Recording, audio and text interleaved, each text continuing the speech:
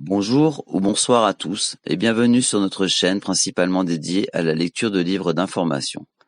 Comme promis, nous poursuivons notre série de lectures dédiée aux enquêtes journalistiques de Serge Monast. Pour cette deuxième lecture, notre choix s'est porté sur l'ouvrage intitulé « Le complot dévoilé ». Il s'agit d'une enquête qui fut publiée au début des années 90.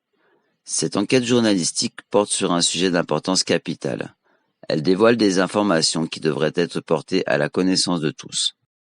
Comme toujours, il est question ici de l'instauration du nouvel ordre mondial, ayant pour objectif final, notamment, l'asservissement complet et total de l'homme et de l'humanité.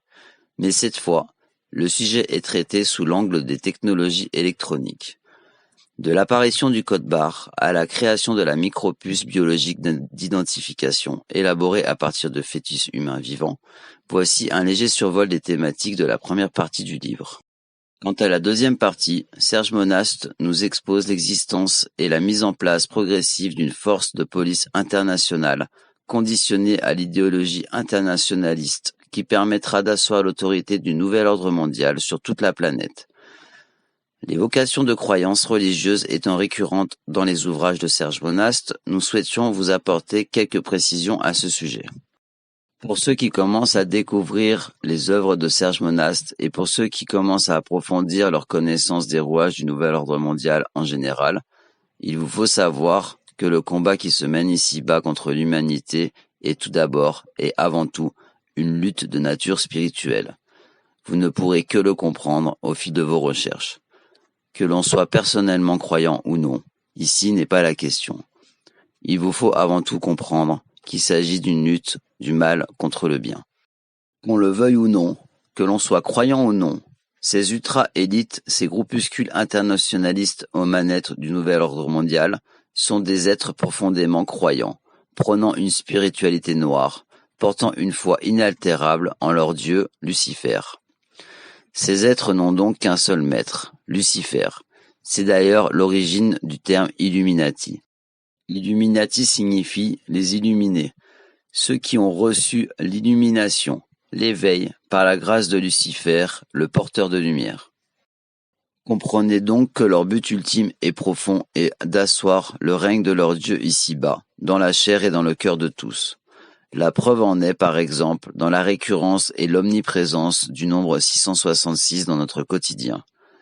Ainsi, pour ceux qui sont non-croyants, nous vous invitons à ne pas buter lors de l'évocation de certains concepts religieux qui seront exposés dans ces livres, Serge Monast étant de confession chrétienne. À nos yeux, la foi chrétienne dont il est question dans ce livre peut être remplacée par n'importe quelle foi religieuse ou spirituelle quelle qu'elle soit.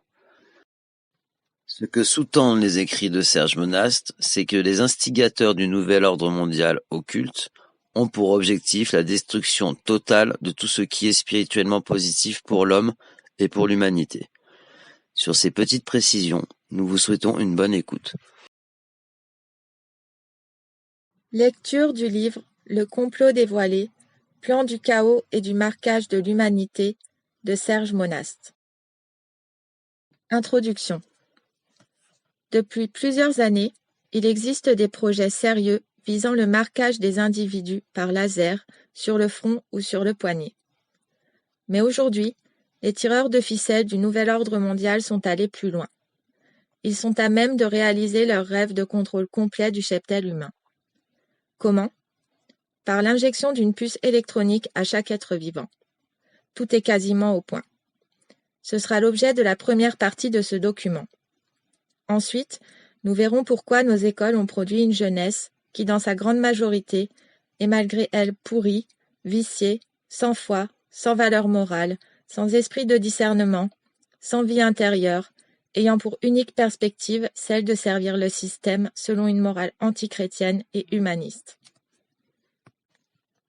Nous nous pencherons ainsi sur les formes policières et militaires constituées par les cadres du gouvernement mondial. Cadres choisis parmi les brillants promus des écoles sans Dieu. Des jeunes formés selon une idéologie particulière. Ce gouvernement mondial, au service de l'enfer, doit asseoir le fils de perdition, l'Antéchrist. Il a besoin d'une force d'action multinationale omniprésente. Elle ne peut se constituer qu'à partir d'éléments nationaux.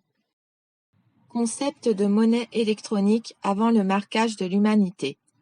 Une condition préliminaire, l'instauration de la monnaie unique.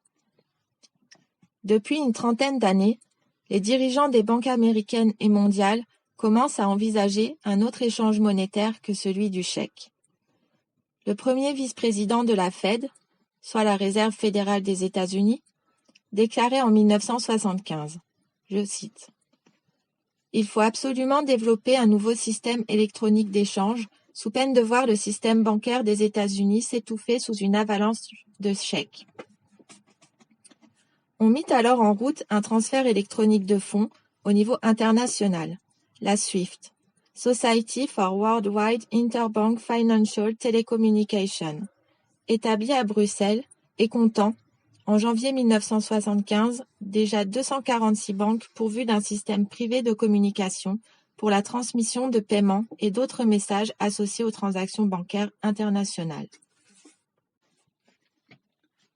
Une femme d'affaires américaine a fait paraître en 1981 et en 1983 deux livres fort bien documentés sur le système monétaire 666 en cours d'élaboration.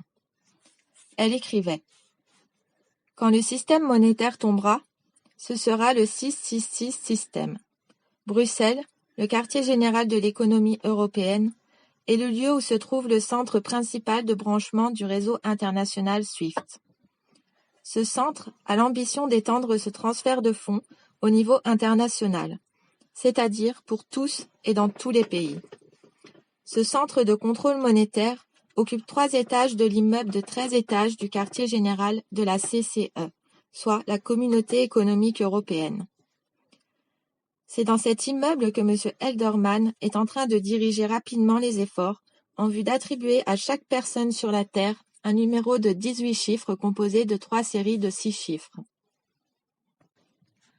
Cet article indique que les informaticiens travaillaient sur un plan qui visait à attribuer des numéros à chaque individu sur la Terre. Ces derniers ont suggéré qu'un nombre chiffré pourrait être inscrit par tatouage au laser sur le front ou sur le dos de la main. Selon eux, cette marque internationale pourrait en finir avec toutes les monnaies. Aucun individu ne pourrait acheter ou vendre sans avoir l'attribution d'une marque chiffrée. Les capacités des ordinateurs du réseau SWIFT, centralisés à Bruxelles, sont telles que les initiés l'ont appelé The Beast, la bête. Ce gigantesque ordinateur à Bruxelles est appelé la bête, existe depuis la fin des années 80. Grâce aux cartes de crédit, il a été facile de mettre presque toutes les populations des nations industrielles et commerciales dans les mémoires des banques. Nous sommes liés à cette machine électronique par une ou plusieurs clés qui peuvent être notre numéro de sécurité sociale, notre permis de conduire, notre extrait de naissance, notre numéro de passeport. Chaque mouvement d'argent que nous avons fait et chaque penny que nous avons payé au service des impôts annuellement est enregistré. La capacité de cette gigantesque machine de Bruxelles était préalablement établie pour 2 milliards de personnes en 1989. Chaque individu, membre d'une des nations industrielles, est déjà dans cet ordinateur. Sont connus chaque déplacement d'argent effectué, tous les changements d'adresse réalisés, les emplois suivis, les revenus et le taux d'imposition. Dans ce programme, tout achat et toute vente doit se faire par ordinateur. Pas de devises, ni de monnaie, ni de chèques. Les entreprises bancaires et commerciales se sont d'ailleurs toutes converties au niveau du système de transfert électronique de fonds, entraînant dans leur sillage la grande masse des salariés et des employés divers. L'idée initiale était d'établir cette gigantesque unification et planification monétaire par le moyen des cartes de crédit. Dans les années 80, on pensait que chaque personne recevrait un numéro tatoué sur son poignet ou sur le front. Ce numéro, fourni par Bruxelles, serait imprimé par un rayon laser sans qu'on ne le sente. Le numéro sur le corps serait invisible à l'œil nu et serait aussi durable que les empreintes digitales. Tous les articles commerciaux sont pourvus d'une marque à l'ordinateur. L'apparition, il y a quelques années, du code-barre informatique s'est étendue rapidement sur la quasi-totalité des biens de consommation. Ce fut la première conséquence concrète, perceptible, du plan d'asservissement monétaire en cours. Tout ceci s'est fait sans publicité, dans le grand silence. Nous y reviendrons. La caisse ordinatrice du magasin, qui enregistre le numéro des articles, enregistrerait également le nombre sur le corps de la personne, ferait automatiquement le total de ses achats et déduirait le montant de son compte spécial de droit de retrait. À l'époque, la marque sur la main ou sur le front devait s'effectuer selon la technique du laser. On devait imprimer par brûlure microscopique, indolore, inaltérable et très précise, le code informatique des données bancaires. On trouve des explications aux États-Unis. Dans les grands centres de loisirs où l'on pratique perfidement cette parole de Jésus, « Laissez venir à moi les petits enfants ». À l'entrée du parc Disneyland, les parents règlent afin que leurs enfants puissent aller à telle ou telle aire de jeu. Rendu sur le lieu désiré, l'enfant met sa main dans une machine. Elle lit que l'enfant a payé, elle le laisse entrer dans l'aire de jeu. Dans les grands centres de distribution, les clients n'ont plus à faire de longues queues devant les caisses. Plus besoin de passer leurs achats sur le tapis roulant. Pour emprunter un chariot, le client insère sa carte de crédit dans un logement spécial qui s'y trouve incorporé. À l'intérieur se trouve un lecteur laser de code-barre robuste, à l'épreuve des chocs. Ainsi, chaque fois que le client introduit un article dans le chariot, son prix est enregistré. Le paiement s'opère automatiquement par connexion du chariot à la caisse SAS de sortie, qui lit la carte bancaire et vérifie la validité de son code. Le client n'a plus qu'à signer la facture établie par le lecteur code-barre de son propre chariot. Le premier supermarché sans caissière a été ouvert à Caen en 1994. Voici ce qui est peaufiné. Pour emprunter le chariot, le consommateur devra apposer sa main dans un logement spécial incorporé, comme les enfants le font déjà à Disneyland. Le lecteur optique lira le code-barre de la main, gravé au laser. Si le client potentiel est dûment marqué, si son compte en banque est suffisamment provisionné ou s'il n'est pas classé parmi les exclus économiques pour raisons religieuses ou politiques, le chariot se libère et le client peut rentrer dans le magasin. Même système et passage à la caisse SAS enregistreuse, afin que celle-ci puisse établir l'identité de la facture ainsi que le numéro du compte. Il signe cette facture et c'est fini. Seuls les esclaves de la bête pourront manger et boire. Mais les mondialistes ont été peu à peu obligés de se rendre à l'évidence.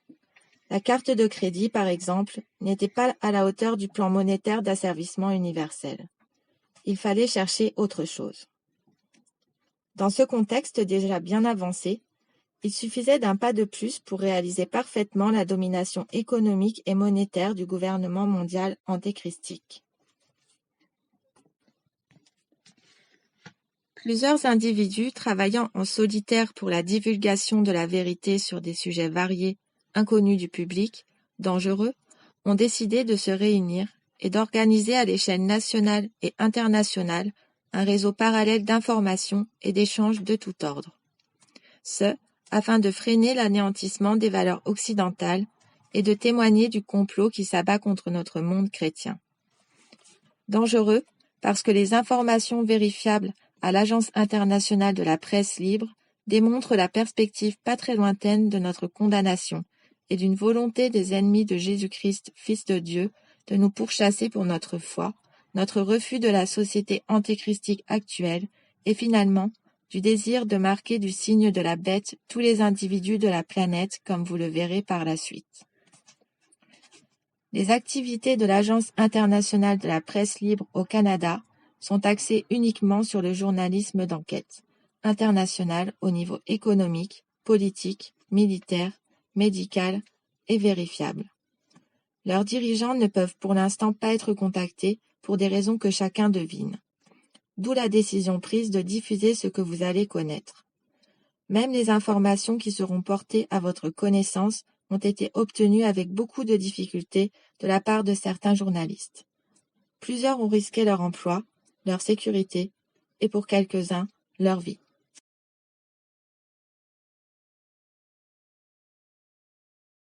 Partie 1. Marquage de l'humanité. Le microchip biologique d'identification internationale.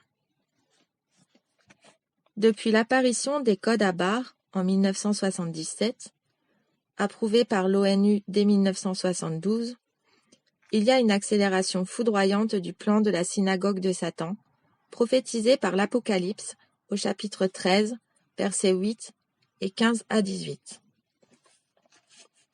Je cite. « La bête réussit à leur faire mettre à tous, petits et grands, riches et pauvres, libres et esclaves, une empreinte sur la main ou sur le front. Et elle fit en sorte que nul ne put acheter ou vendre, qui n'eût l'empreinte, le nom de la bête ou le nombre de son nom. Ici réside la sagesse. Que celui qui a de l'intelligence calcule le nombre de la bête. C'est un nombre d'hommes. Ce nombre est 666. Les codes à barres de type IN, qui s'écrit EAN, intégraient le nombre 666 au moyen de 3 groupes de 2 barres plus longues que les autres, au début, au milieu et à la fin.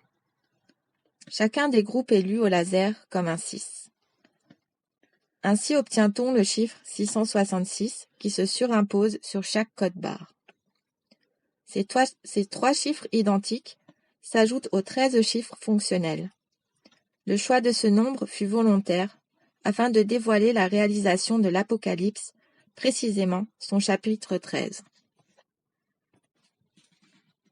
Le code de 13 chiffres s'explique ainsi. 3 pour le pays et la région d'origine, 5 pour les producteurs, usines, ateliers, etc. et 5 pour le produit, prix, date, etc. Chaque chiffre est lui-même réalisé par une juxtaposition de 7 modules blancs ou noirs. Comme le nombre d'arrangements de 7 modules est très supérieur à 10, ce procédé permet d'utiliser simultanément 3 codes dits A, B et C. B est identique à A, mais à l'envers. C s'obtient en inversant les couleurs de A. Le code A n'est utilisé que pour les 6 premiers chiffres de chaque étiquetage, ce qui permet de déchiffrer le code quel que soit le sens dans lequel les caissières des supermarchés présentent les paquets devant l'appareil de lecture optique. Afin d'éviter les doubles, tous ces codes sont attribués, dans chaque pays, par un diffuseur unique, qui a fait du secret sa règle d'or. GenCode, filiale du diffuseur américain. En 1988, la ville de Singapour, en Malaisie, a testé ce système de marquage sur une population de 10 000 personnes. Pendant 3 mois, on a testé dans cette mégapole le remplacement des cartes de paiement par un code barre individuel lisible au laser. Le code était gravé pour moitié sur le poignet et pour moitié sur le front. Ron Steele démontrera que la technologie pour marquer, enregistrer et surveiller des gens existe par exemple aux États-Unis avec des prisonniers et même certaines prostituées séropositives. Le sujet que je développe à ce jour est basé sur des informations fournies essentiellement par la dite agence. Il est très important. Même les journalistes initiés ne pouvaient pas penser que l'information qui fait l'objet de cet article puisse exister. Il s'agit de quelque chose d'excessivement sérieux, qui du jour au lendemain, non seulement permettrait l'instauration d'un gouvernement mondial, d'un ordre mondial, mais rend possible le contrôle individuel, direct, de chaque individu sur la planète. Cette information concerne le microchip biologique d'identification internationale. Dans la nouvelle technologie de pointe qui va être utilisée, elle est déjà pour arriver à un contrôle absolu de toutes les populations de la planète. Les architectes du nouvel ordre mondial ont admis, dans des réunions privées, que sans l'avènement de l'ordinateur et de la haute technologie, la réalisation d'un gouvernement mondial n'aurait jamais pu être si proche. Parmi ces nouvelles technologies, les plus effrayantes qui soient, il y a le microchip biologique d'identification internationale. Qu'est-ce que c'est ? Des confrères américains ont réussi à obtenir des informations vérifiables grâce à des documents audio des photographies, un dossier de presse complet provenant de publications produites par des journaux officiels et religieux depuis 1990. Ces informations démontrent l'existence d'un contrôle électronique direct de tous les individus sur toute la planète. On pourrait croire avoir affaire à de la science-fiction, mais la présence de documents écrits, de références à ces documents et des documents vidéo provenant des compagnies qui ont mission de fabriquer ce produit-là ne laisse aucune alternative quant aux conclusions. Selon Terry L. Cook, journaliste chrétien d'investigation sur la côte ouest américaine, celui-ci se référant à Tim Wellord, la technologie cachée derrière le microchip n'est pas très compliquée. Avec un peu de raffinement, il pourrait faire l'objet d'une grande variété d'applications humaines. D'une manière plus que concevable, un numéro pourra être assigné à chacun dès la naissance et faire partie de la vie intégrante de celui-ci jusqu'à sa mort. Vraisemblablement, cette puce électronique pourra être implantée sur le revers de la main, et celle-ci pourrait servir de carte d'identification universelle, ce qui remplacerait les cartes de crédit, les passeports, les permis de conduire, etc. À la fin de l'année 1993, une compagnie américaine, la Destron IDI Colorado, fabrique et annonce ses puces électroniques d'identification IDI Chip globalement via Infopet et d'autres distributeurs américains et internationaux. Pour l'instant, ces puces sont utilisées pour retracer, contrôler et identifier les animaux de ferme, les animaux domestiques, les oiseaux, les poissons et tout produit manufacturé. Actuellement, ce nouveau système se répand à la vitesse de l'éclair sur toute la planète. Un exemple, celui de l'implantation du microchip sur les grands oiseaux coureurs d'Australie. Autruches, émeus et nandous sont l'objet d'un élevage commercial aux États-Unis. Zohan Parker, un spécialiste des ratistes ou oiseaux coureurs de Penn State Cooperative Extension à Lancaster, déclare que l'élevage de ces oiseaux reflète aujourd'hui les mêmes tendances que l'élevage du bétail dans les années 1800, qui commença également comme un marché limité à quelques éleveurs. Ces premiers fermiers savaient que les voleurs de bétail étaient un véritable problème.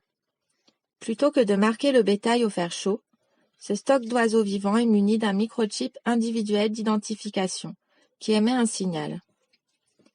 Zohan Parker dit que c'est comme un numéro de sécurité sociale.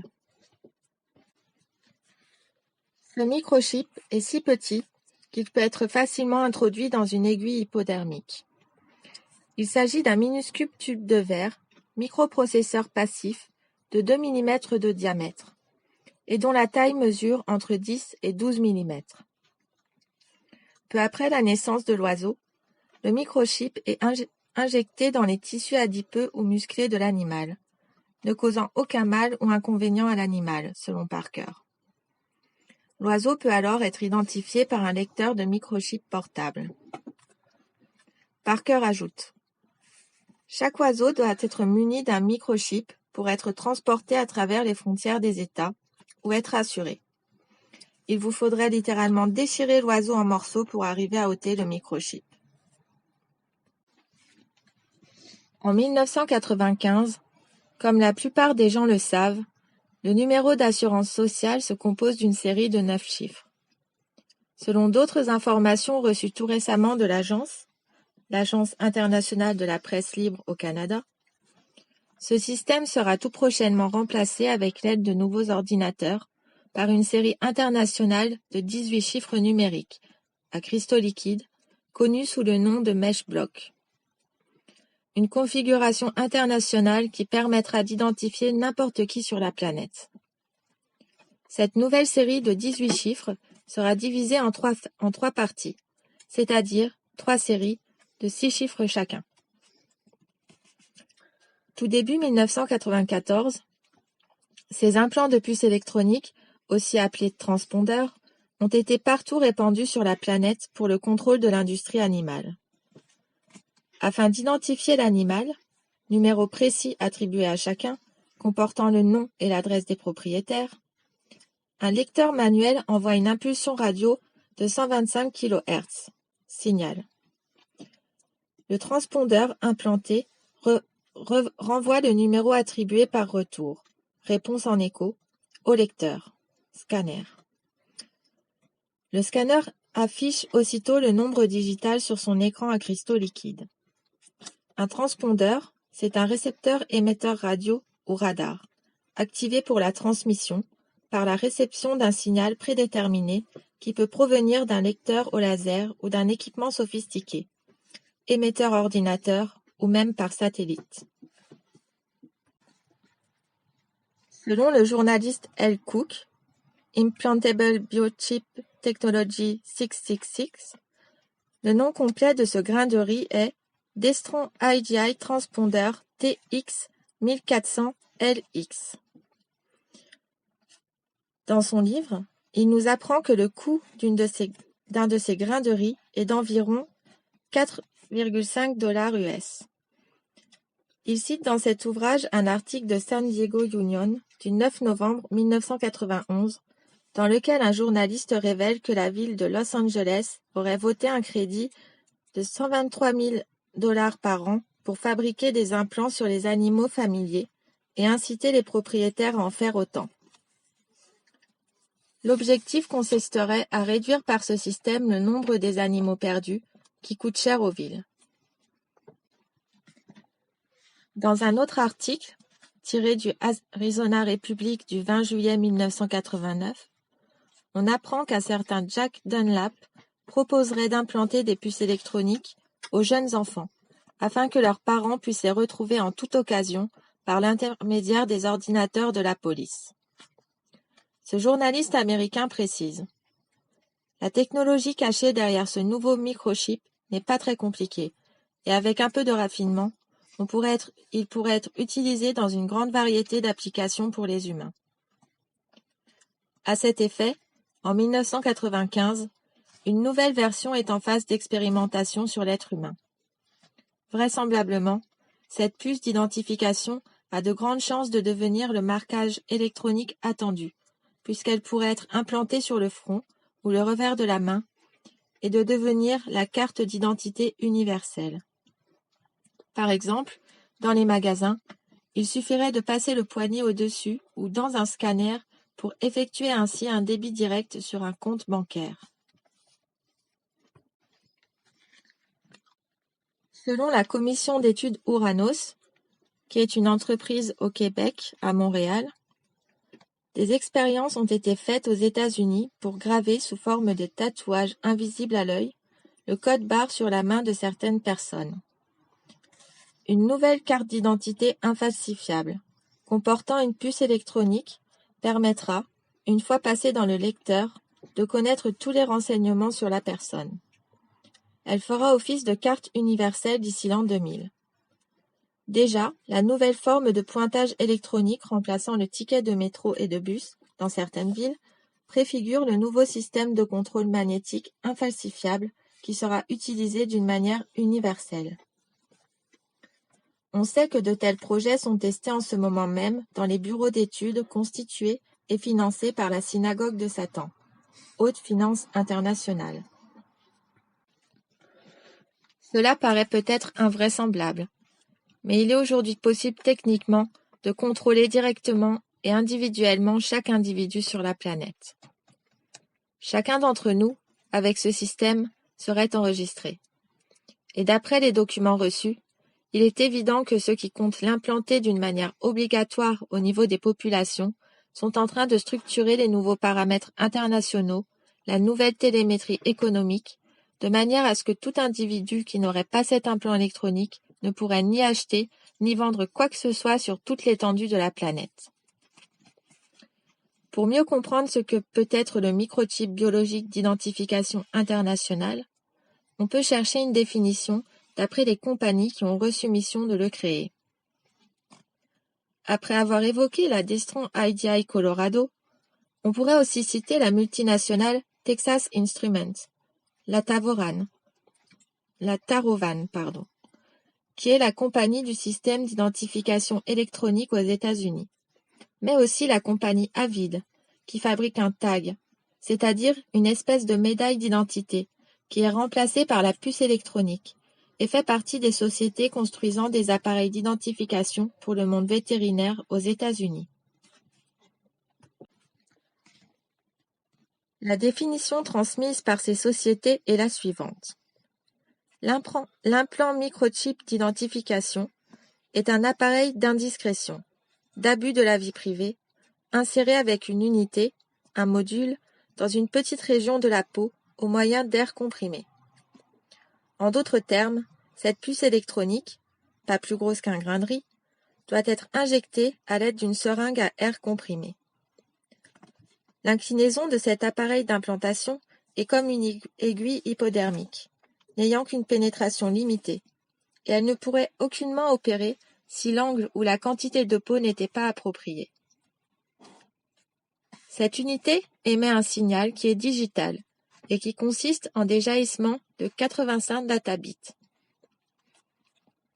Cette puce produit donc un signal digital à des intervalles spécifiques. C'est un signal de localisation. La technologie de cet appareil est hautement sophistiquée, classifiée. Donc, c'est une information technologique non publiée. Et elle n'est pas soumise aux transmissions digitales normales et analogues. Cet appareil fournit des informations vitales, de même qu'il sert de moyen de localisation. C'est-à-dire que l'appareil peut être codé, programmé pour fournir des informations complètes avec un numéro d'identification. De plus, il permet aux individus qui le manipulent de vous repérer, où que vous soyez, par un service de détection. Il y a ainsi, par l'implantation du microchip sous la peau, possibilité de localiser tout individu grâce à l'émission du signal émis par la puce et capté par des satellites. Ces derniers retransmettant l'information à un écran d'ordinateur aux quartiers généraux des corps de police au service de ce gouvernement mondial. Nous verrons plus loin que ces corps de police existent déjà. Une carte géographique intégrée dans le programme de l'ordinateur permettrait alors de localiser immédiatement l'individu recherché et de programmer une opération pour le trouver. C'est essentiellement dans cette perspective que sont lancés à foison les satellites aujourd'hui. Penchons-nous précisément sur la question des satellites au regard d'autres informations reçues par la commission d'études Ouranos. L'objectif s'intitule « Une autoroute de données par satellite ».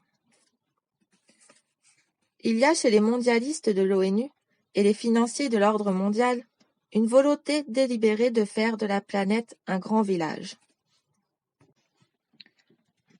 Il est pour eux impératif que les endroits les plus reculés du monde soient reliés à une infrastructure mondiale grâce à un gigantesque réseau de 840 satellites.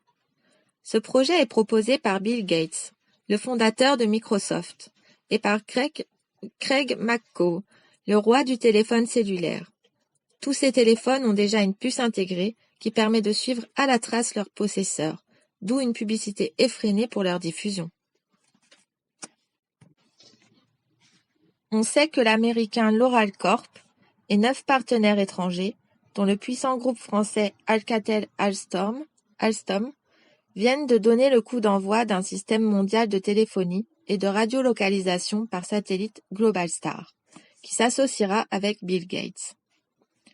Pour découvrir 98% de la population mondiale, la constellation Globalstar comprendra 48 satellites sur 6 plans orbitaux à l'altitude de 2390 km.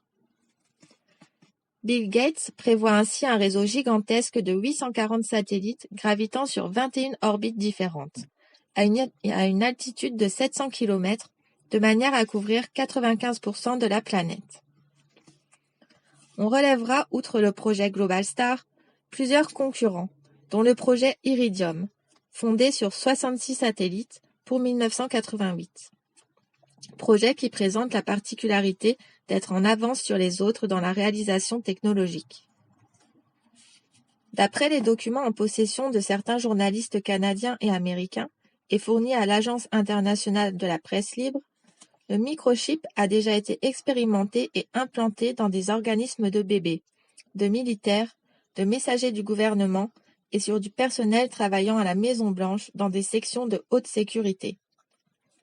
On rapporte aussi qu'il fut autorisé pendant la guerre du Golfe et fut montré publiquement à l'émission très connue de 20 and 20 aux États-Unis en août 1991.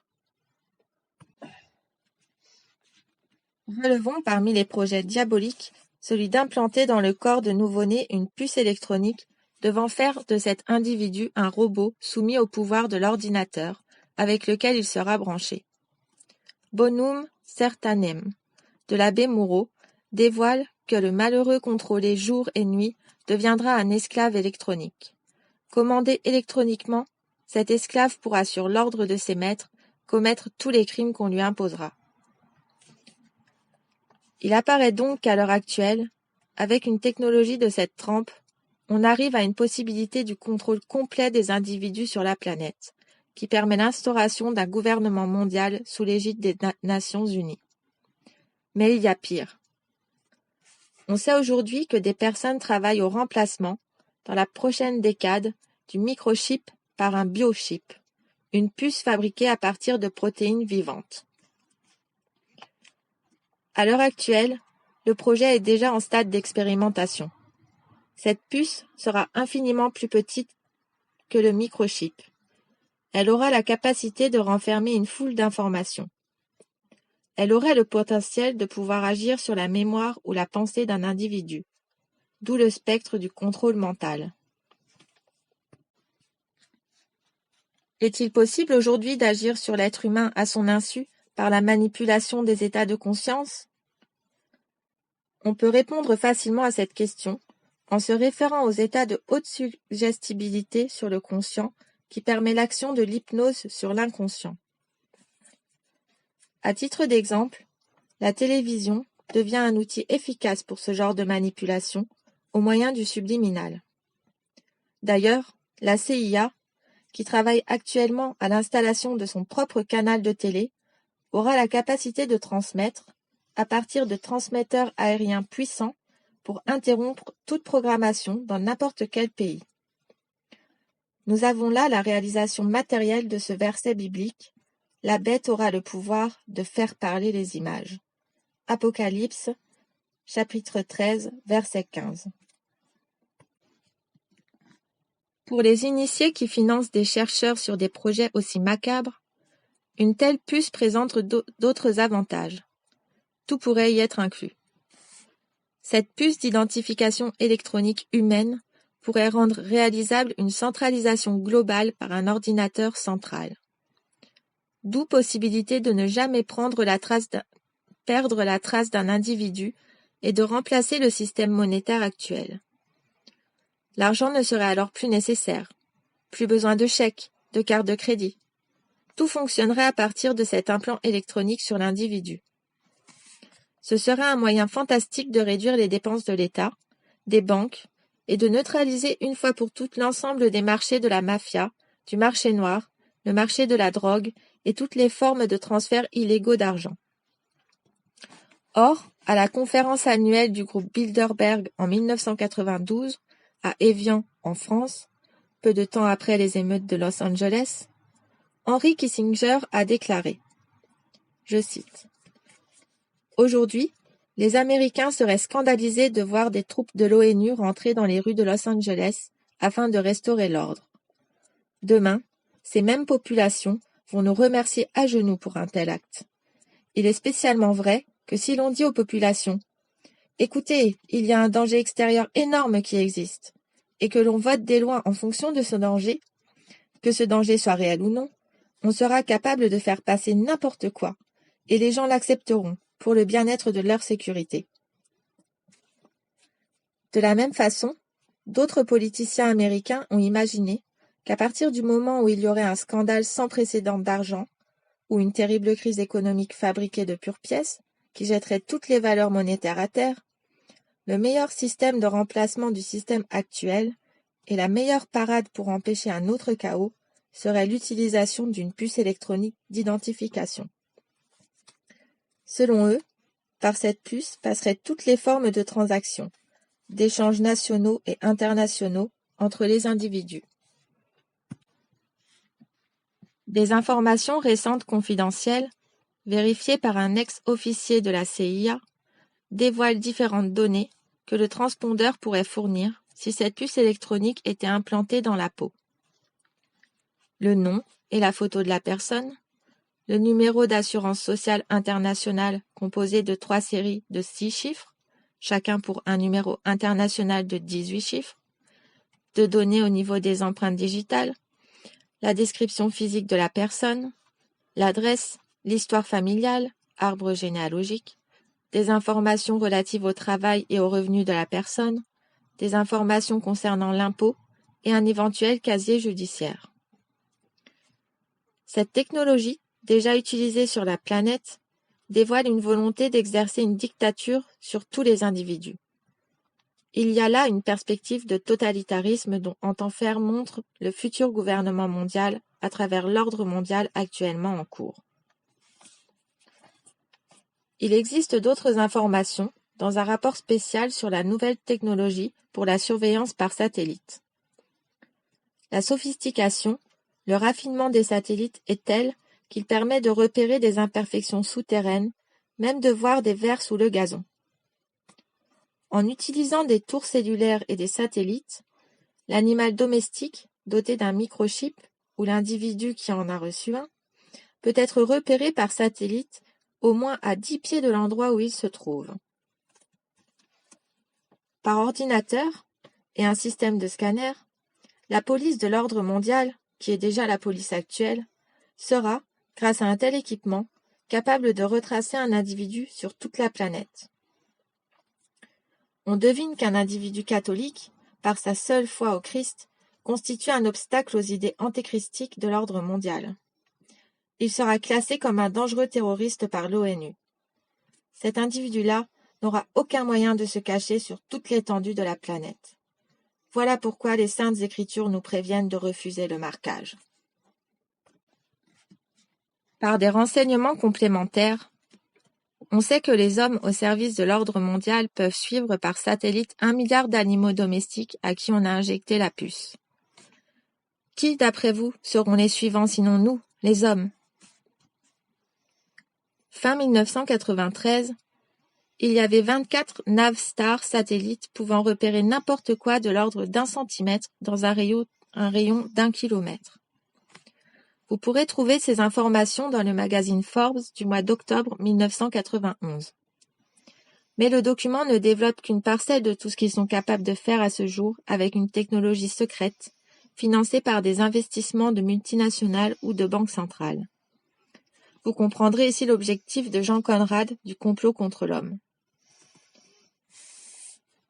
Parmi les dossiers constitués à partir de fuites ou de révélations privées, on sait qu'un contrôle accru de l'humanité s'effectue au moyen de la surveillance au laser, les nouveaux permis de conduire, la nouvelle carte d'assurance maladie aux États-Unis et au Québec, le nouvel espionnage électronique par le téléphone sans fil, les dossiers d'appels téléphoniques, le micro clandestin, les répondeurs téléphoniques et les boîtes vocales, le système électronique pour porte de garage, les enquêtes sondages téléphoniques, les disquettes d'ordinateur, les services des postes, la caméra vidéo, les dossiers d'impôts, dossiers scolaires, dossiers médicaux et dossiers de services sociaux.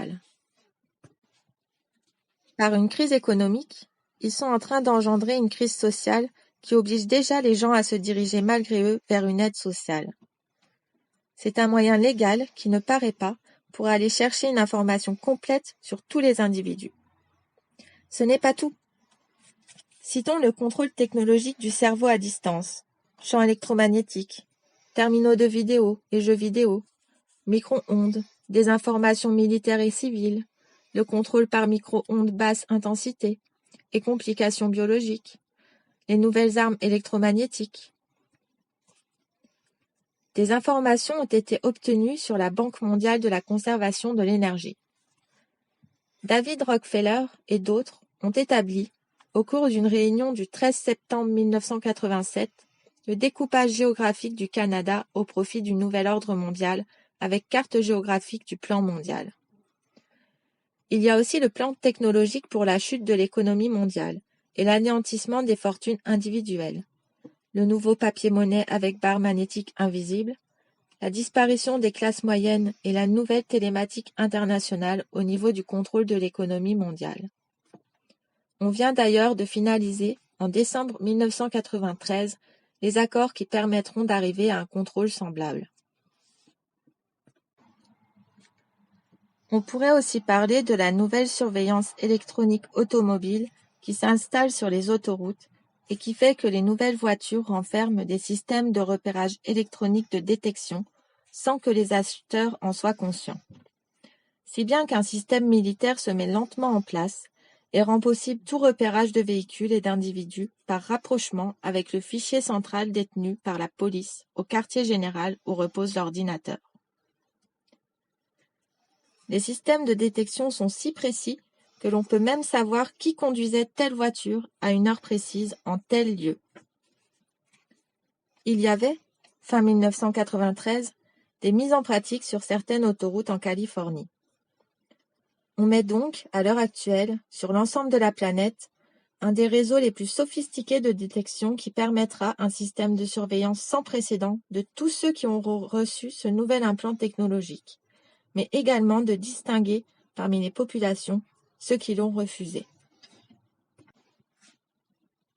Avec ce nouveau microchip biologique d'identification internationale, il sera possible d'imposer un nouvel ordre mondial à l'intérieur duquel tous ceux qui n'auront pas reçu ou auront refusé cette marque d'identité n'auront aucun droit ni d'acheter ni de vendre, c'est-à-dire aucune possibilité de travailler, de recevoir un salaire, d'acheter un appartement ou de vivre comme locataire, de vendre des biens, etc. Qui va accepter d'échanger des biens dans un régime de peur où tous les moyens d'échange seront bannis? Voilà pourquoi il a été décidé de rendre public ce genre d'informations. Parce que le plan est si avancé que se taire, c'est d'être coupable, comme les hommes politiques qui eux-mêmes sont au courant.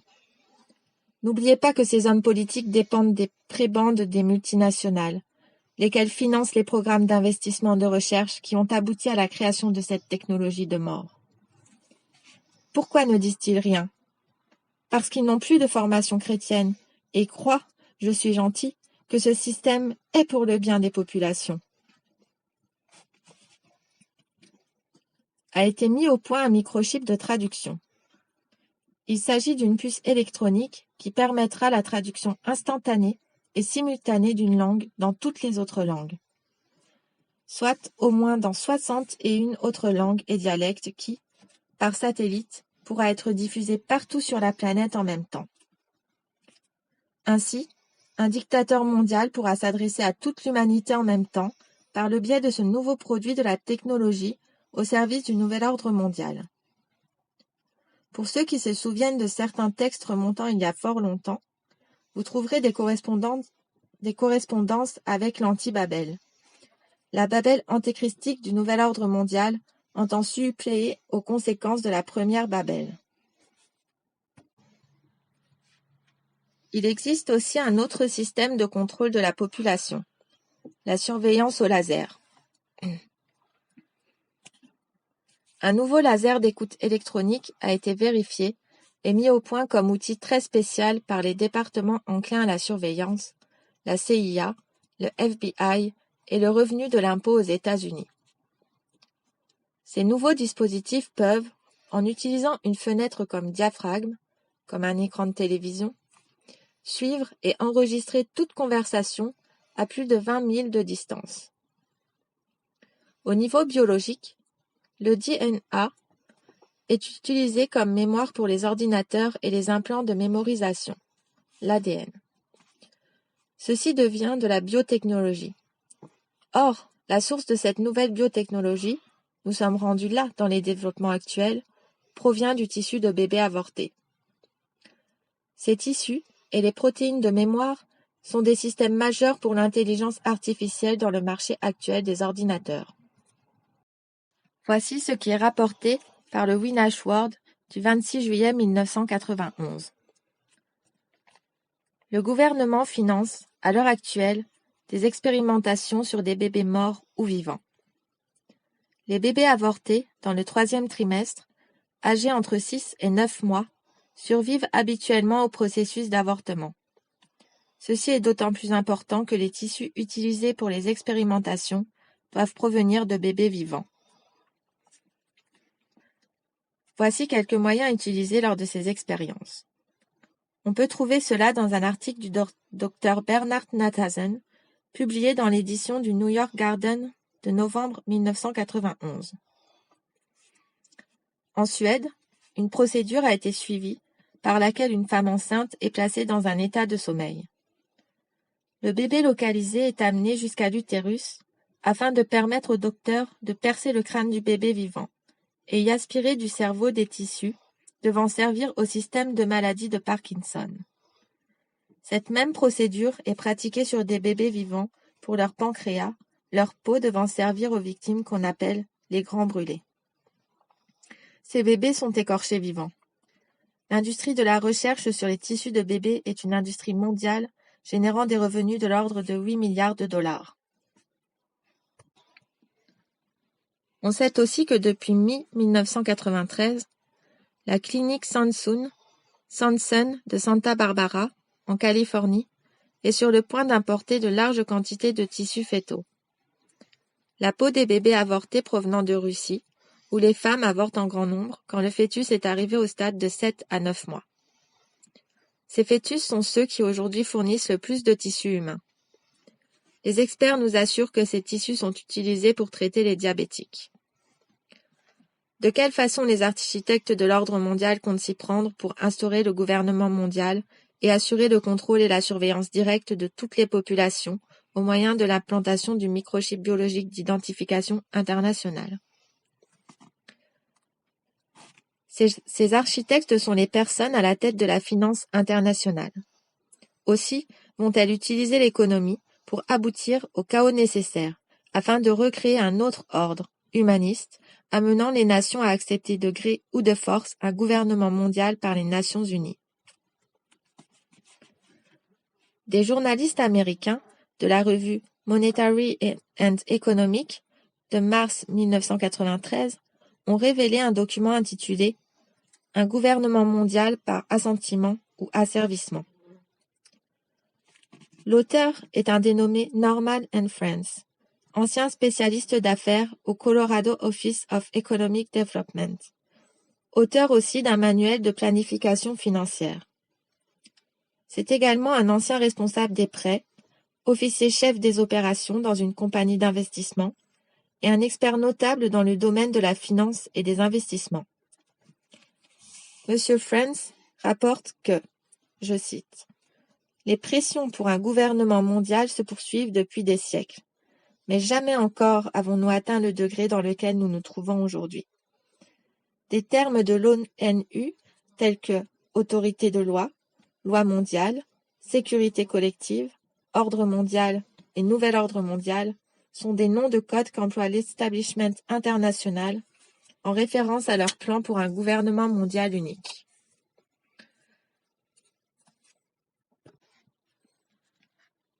Dès 1945, devant le sous-comité de relations étrangères du Sénat américain, le partisan d'un gouvernement mondial initié, J.P. Warburg, établissait « Nous aurons un gouvernement mondial que vous le vouliez ou non. La question est de savoir si le gouvernement mondial sera atteint par la raison ou par la force. » Il y a ceux qui proposaient une approche étape par étape. Henry Morgan, ancien secrétaire trésorier du CFR, qui est le Council of Foreign Relations, un think tank américain qui analyse la politique étrangère des États-Unis et la situation politique mondiale. Donc Henry Morgan, ancien secrétaire trésorier du CFR, parlait au nom de la plupart des initiés en disant « Nous pouvons difficilement nous attendre à ce que l'État-nation devienne superflu de lui-même. Le but que nous devons plutôt viser est l'acceptation dans l'esprit de tous les élus responsables qu'ils ne sont que les concierges d'une machine internationale en banqueroute qui devrait lentement être transformée en une nouvelle machine. » Ceci a été rapporté en mars 1993. En mars 1994, ces gens de la haute finance internationale viennent d'achever de mettre en marche la machine économique qui va permettre au niveau de tous les pays l'instauration d'un nouvel ordre économique. Ils ont donné un avertissement à 1 an d'intervalle, jour pour jour, heure pour heure, aux 2 puissances financières qui pourraient les gêner, les États-Unis et le Japon. Par quels moyens? Par un tremblement de terre. Monsieur Friends continue. L'ingrédient qui est dans cette formule est de mettre en banqueroute financière la machine internationale. Fin de la citation. En d'autres termes, après avoir endetté les États-Unis au-delà du raisonnable, ils veulent créer de pure pièce une crise économique extraordinaire qui contraigne les États pour se sortir du paiement des intérêts de leurs dettes intérieures souscrites aux banquiers qui dirigent la finance internationale, à exécuter des coupes sombres dans leurs programmes sociaux, afin de toucher directement les populations. Ceci contraindra, c'est fait en 1994, les États-Unis à se tourner vers le Fonds monétaire international de l'ONU et de la Banque mondiale qui imposeront cette condition: que les pays emprunteurs abandonnent leur souveraineté étape par étape afin de cacher ce scénario au peuple et aux électeurs.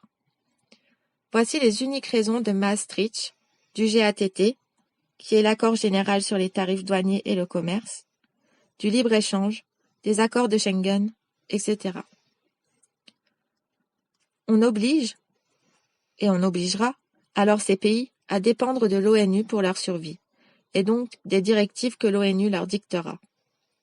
Ce qui est surprenant est que cette stratégie a été mise de l'avant par la première société secrète penchant vers la conquête du monde, les Illuminati. En effet, ce programme extrait d'une revue financière rejoint l'article 4 du Code des Illuminati. Afin que les masses n'aient pas le temps de penser et de se rendre compte, leur esprit doit être orienté vers l'industrie et le commerce. Ainsi, toutes les nations seront avalées par l'appât du gain, et dans cette course, ils ne verront pas leur ennemi commun. Nous avons là une explication de la flambée boursière des années 1980 à février 1994. C'est une stratégie politique tout à fait connue. Absorber l'attention de quelqu'un sur un point précis, tandis que l'on est en train de préparer autre chose. Comme nous sommes témoins de cette quête effrénée du profit dans l'industrie et du commerce, on ne se rend pas compte que les États sont dans un système financier en banqueroute qui est sur le point de s'écrouler. L'ennemi commun est le système bancaire global central, donc le FMI, qui détient tous les prêts, réalisant ainsi ce qui est prévu par les Illuminati il y a quelques centaines d'années. L'article 6 du Code des Illuminati disait en effet: Nous, élite financière, allons bientôt entreprendre d'immenses monopoles et réservoirs de richesses colossales. Actions, valeurs, fonds mutuels, rentes, sur lesquels des fortunes encore plus grandes, celles des masses, vont dépendre, à un tel point qu'ils tomberont jusqu'au fond avec les crédits des États le jour suivant l'écroulement politique. Donc, en arrivant à une crise économique majeure, qui ne touchera pas les institutions comme ce fut le cas dans les années 30, toutes les fortunes faites par les masses dans la spéculation se retrouveront du jour au lendemain évaporées. Dans ce mécanisme recherché par les architectes de l'ONU, les plus grands banquiers de la planète, l'objectif à réaliser est que les nations et les populations à l'intérieur de ces nations se retrouvent ruinées du jour au lendemain, en n'ayant plus aucune valeur financière. C'est de cette manière qu'il sera possible d'imposer un nouveau système. Pour accéder à ce nouveau système international, les gens devront accepter l'implantation d'un microchip biologique d'identification internationale. Sinon, ils ne pourront ni acheter, ni vendre au niveau national, comme au niveau international. Il faut bien comprendre que l'objectif n'est pas de ruiner les entreprises, mais de ruiner les États et les populations. L'écroulement économique planifié a été utilisé maintes fois à une petite échelle pour prendre le contrôle d'un pays.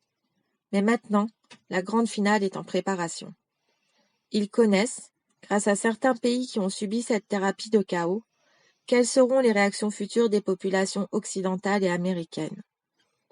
Aujourd'hui, Aidés par la technologie actuelle et les ordinateurs, ils sont capables de fabriquer de toutes pièces le complot d'une grande crise économique sans que les institutions financières, les grandes corporations comme les multinationales s'effondrent. On tentera de faire croire à leur effondrement, afin de précipiter la débâcle boursière. Mais ce sera faux.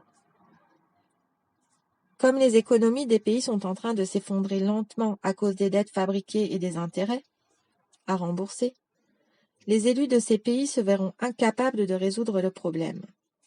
Le complot est mené de telle manière que les élus politiques déduiront, avant l'implosion, qu'ils seront perçus eux-mêmes comme étant les responsables de la faillite des États. Les élus perdant leur pouvoir, par l'incapacité humaine de résoudre ce problème insoluble sans rejeter l'ensemble du système, seront condamnés à se tourner vers l'ONU, à défaut d'être déposés par le peuple. L'ONU exigera leur assimilation aux directives élaborées par les initiés du gouvernement mondial. Tout ceci sera fini en mars 1995. Ces élus multiplieront et augmenteront la fréquence de la crise par l'augmentation des coupures au niveau social. S'ensuivront des crises mondiales, des violences à l'échelle internationale. Les élus nationaux devront admettre l'ouverture de leurs frontières à l'immigration, la mobilité de la main-d'œuvre.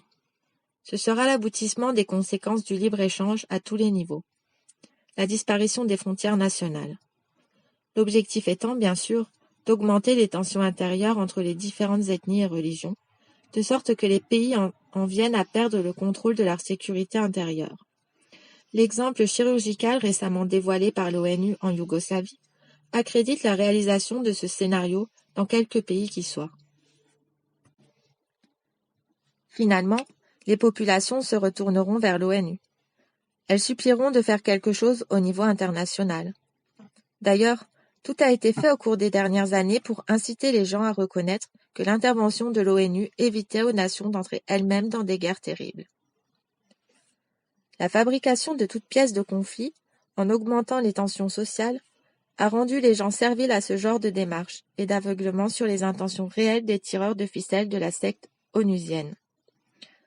La secte onusienne qui veut dire la secte de l'ONU. Cela fait partie d'une stratégie dialectique développée par des philosophes au XVIIIe siècle. Il y a là aussi une autre démarche visant à affranchir les États encore christianisés sur le plan de leur sécurité intérieure. En effet, pendant que les États sont affaiblis économiquement, socialement et sur le plan ethnique, les conflits créés géostratégiquement en différents points du globe, mais toujours loin des pays occidentaux, ont permis à l'ONU d'envoyer des forces multinationales composées de soldats appartenant aux pays visés selon le plan exposé plus haut.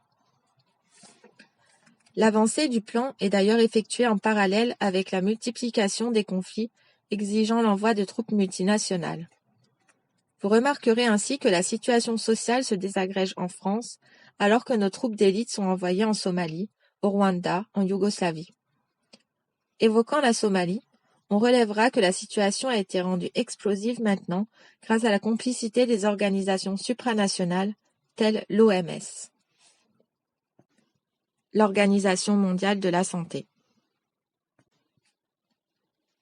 Depuis la guerre du Golfe, les conflits éclatent les uns après les autres, requérant la présence de troupes sans cesse renouvelées, tandis que le plan suit son cours et que les pays occidentaux sont vidés de leurs forces militaires. C'est pourquoi j'avais employé l'expression d'étincelle dans mon premier ouvrage. Il est aussi à remarquer que les forces américaines sont dispersées un peu partout dans le monde, faisant partie de la nouvelle force de police planétaire sous le contrôle de l'ONU. Les grandes lignes de ce transfert des forces militaires américaines et européennes se trouvent dans le programme Freedom for War qui démontre ce qui se passe.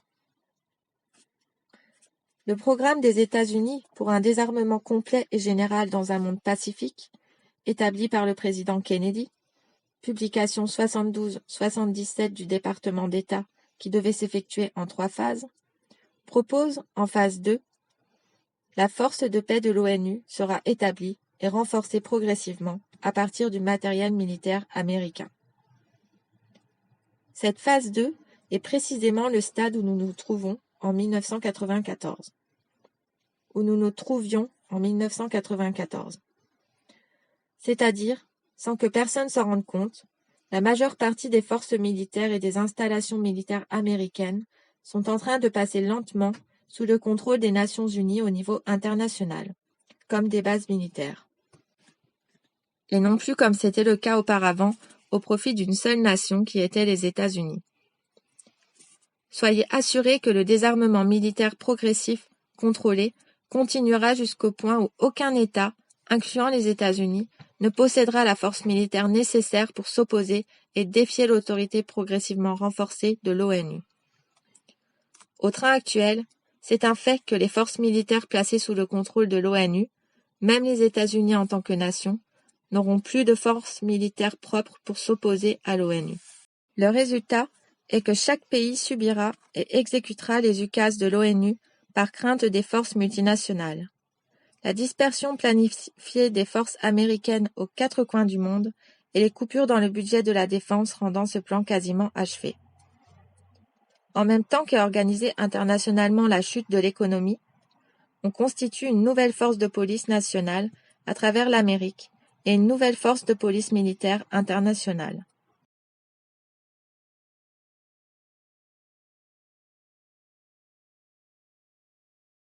Partie 2. La police du New Age. Dans un tel scénario, il est programmé que les forces policières seront impuissantes à résoudre les violences provoquées par une immigration massive et une crise sociale. Elles feront appel à une force militaire, décimée pour les raisons qui viennent d'être évoquées. On devra bien faire appel à des formes multinationales sous l'égide de l'ONU, afin d'établir la paix et la sécurité dans les nations en guerre civile. Toutes les nations se dirigent à ce jour vers un éclatement intérieur. C'est précisément dans une perspective de troubles sociaux mondiaux qu'a été mise au point, par le président Clinton, sur ordre de supérieurs inconnus. Note de l'éditeur. Lire les ouvrages La polémique sur les supérieurs inconnus de René Guénon aux éditions Archer Milan 2003 et L'énigme René Guénon et les supérieurs inconnus de Louis de Maistre aux éditions Archer Milan 2004. C'est précisément dans une perspective de troubles sociaux mondiaux qu'a été mise au point, par le président Clinton, sur ordre de supérieurs inconnus, une force de police de 100 000 hommes pour s'attaquer à la criminalité. La nouvelle force de police nationale de l'Amérique du Nord. Cette force est en train de se mettre sur pied à la vitesse de l'éclair. L'intervention de cette police dans le drame de la secte de Waco a été une expérience menée pour constituer un exercice. Le choix de cette secte religieuse fut fait par hasard, dans l'objectif de contraindre des groupes religieux plus importants à accepter un nouvel ordre et un nouveau chef spirituel. Le vrai but de ce raid raté était de permettre à l'establishment de présenter cette force de police comme quelque chose de bien. L'objectif était de faire accepter un tel élément aux yeux du public comme efficace pour la sécurité. En réalité, cette nouvelle force de police nationale aux États-Unis est une consolidation d'agents de la CIA, du FBI, du DEA et autres agences policières et gouvernementales. D'après un officier des services secrets de l'armée américaine que nous appellerons Mark, ces forces sont maintenant appelées la police MJTF. C'est le détachement spécial multijuridictionnel de l'ONU. D'après Mark, et un rapport complet fourni à l'Agence internationale de la presse libre, leur mission est d'effectuer des fouilles et des saisies maison par maison, la séparation et le tri des hommes, femmes et enfants en grand nombre, le tri et le transfert dans des centres de détention, et le bon fonctionnement de tels établissements. Il existe dans cette même veine d'information un rapport qui touche au programme pour l'établissement des camps de concentration aux États-Unis. Ces camps n'ont rien à voir avec ceux de la Seconde Guerre mondiale. Un rapport de 50 pages existe, à l'agence, avec les emplacements géographiques des camps en question, destinés à recevoir les ennemis du futur ordre mondial. Sous le président Reagan, on avait déjà commencé à mettre en place 11 centres de détention fédéraux en Floride, en Virginie, en Géorgie, dans l'État de New York, dans l'Arkansas, dans l'Arizona, en Californie. Mark expliqua aussi comment le MJTF travaille en conjonction avec le FENC, Federal Emergency National Center, qui est le nouveau stade de force de police de l'ONU.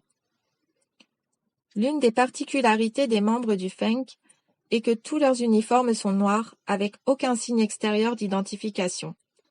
Les jeeps, les hélicoptères, les camions militaires sont noirs. Le FENC est composé de polices militaires et secrètes dont le nombre se chiffre à 300 000 aux États-Unis. Leurs uniformes et l'habit de combat classique noir. Ils portent une armure anti-balles noire et un casque spécial en noir. Un suivi des événements du drame de Waco aura permis de remarquer que les forces du MJTF ont été épaulées pour finalement être remplacées par les forces du FENC. En novembre 1990, le président Bush a signé un ordre exécutif qui transférait un tiers des véhicules de la réserve aérienne stratégique des États-Unis au FENC, à un coût de 12,8 milliards de dollars pour le contribuable américain. Il a été peint en noir et ne porte aucune Ils ont été peints en noir et ne portent aucune identification. D'après cet officier appelé Mark, le niveau final des forces militaires qui a été structuré en 1993 sont les groupes de combat de l'ONU à l'intérieur des États-Unis. Ces troupes sont situées à la frontière de la Californie et de la Virginie. Ils ont des groupes de combat équivalents à 34 000 hommes. Dans la région de Sacramento se trouve une autre force de 40 000 hommes. Au sud de Los Angeles, un contingent de 22 000 soldats de l'ONU. Mark ajoute que du Montana jusque dans le territoire canadien, existe un groupe de combat de 37 000 hommes qui est divisé en 2 brigades d'infanterie mécanique ECC, 2 brigades d'infanterie mécanisée standard, la première division d'armée canadienne et une brigade de sécurité légère japonaise. La présence des troupes de l'ONU russes, yougoslaves, roumaines et coréennes sur le sol américain et canadien a été rapportée par plusieurs sources. Où garde-t-on ces troupes? Dans les bases militaires qui sont supposément en train de fermer. Par exemple, avant de quitter la présidence, alors qu'il était à l'ONU, le président Bush transféra la gare de Fort Dix aux autorités de l'ONU pour servir de camp d'entraînement. Voyons maintenant quelle est l'idéologie qui forme ces nouveaux corps d'élite internationales, mais aussi les membres des services secrets. Autrement dit, qu'y a-t-il derrière l'émergence d'un nouvel ordre mondial, d'un nouveau corps de policiers? Un policier travaillant depuis 20 ans dans la police américaine a, sous un pseudonyme, fait parvenir le texte complet d'une conférence de très haut niveau prononcée dans les années 90 pour la formation des cadres du gouvernement mondial de l'Amérique du Nord. Le policier fait également part de son expérience personnelle afin de sensibiliser l'opinion, par l'intermédiaire des journalistes d'investigation, sur l'ordre mondial, ce qui est imperceptible à l'œil nu, à moins de faire partie de ces différents corps-là. La question que pose ce policier, qui a volontairement changé son nom pour des raisons de sécurité personnelle, est tout d'abord celle-ci. Y a-t-il des juges, des procureurs et des policiers qui aujourd'hui commettent des actes malhonnêtes pour incarcérer des individus? À cette question, il dit « Je réponds sans équivoque que oui ». Puis il explique pourquoi. Toutefois, il écrit « Mais il est permis d'espérer que ce n'est pas fait sans une juste cause. La véritable immoralité existe quand la cause n'est pas juste. » Afin de mieux comprendre les réponses qu'il apportera, rappelons que jusqu'ici, le droit, l'organisation des États en Occident, était basée sur une idéologie chrétienne. Au nom de cette idéologie chrétienne, on faisait passer le bien et la protection de l'État en priorité. Cette idéologie, qui s'est transformée à l'heure actuelle sans que les populations s'en aperçoivent. La nouvelle idéologie, qui justifie le nouvel ordre mondial, doit passer avant n'importe quoi.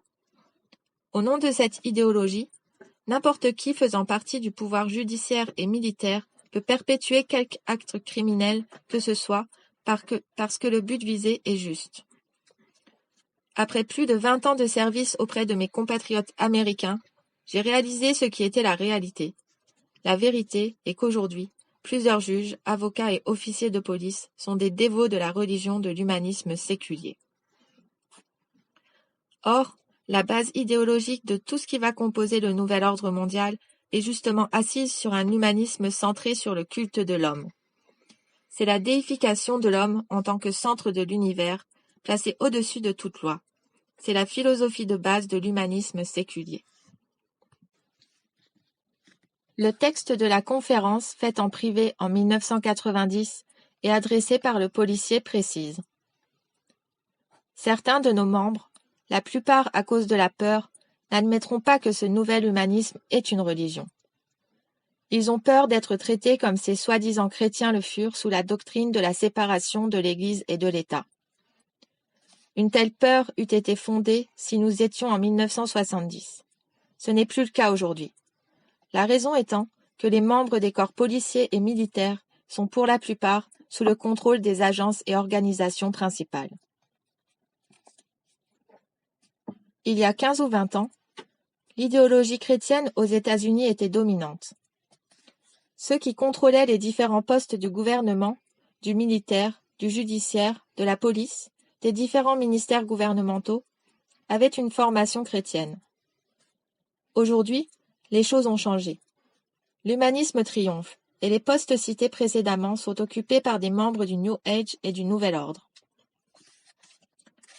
Le conférencier continue et dévoile la suffisance des ténors officieux de cette secte humaniste. Mon sentiment est qu'en ce moment, nous les bergers, nous devons ouvrir les yeux de nos troupeaux et choisir plus en profondeur ce que nous pouvons amener au XXIe siècle. Tous ceux qui nieraient que notre religion n'est pas une religion valide devraient retourner voir leurs devoirs. La Cour suprême des États-Unis a décidé que c'était une religion. Il y a quelques années, dans des causes célèbres, la Cour a statué que la croyance en l'humanisme, le rejet de l'idéologie chrétienne, était aussi une religion acceptable.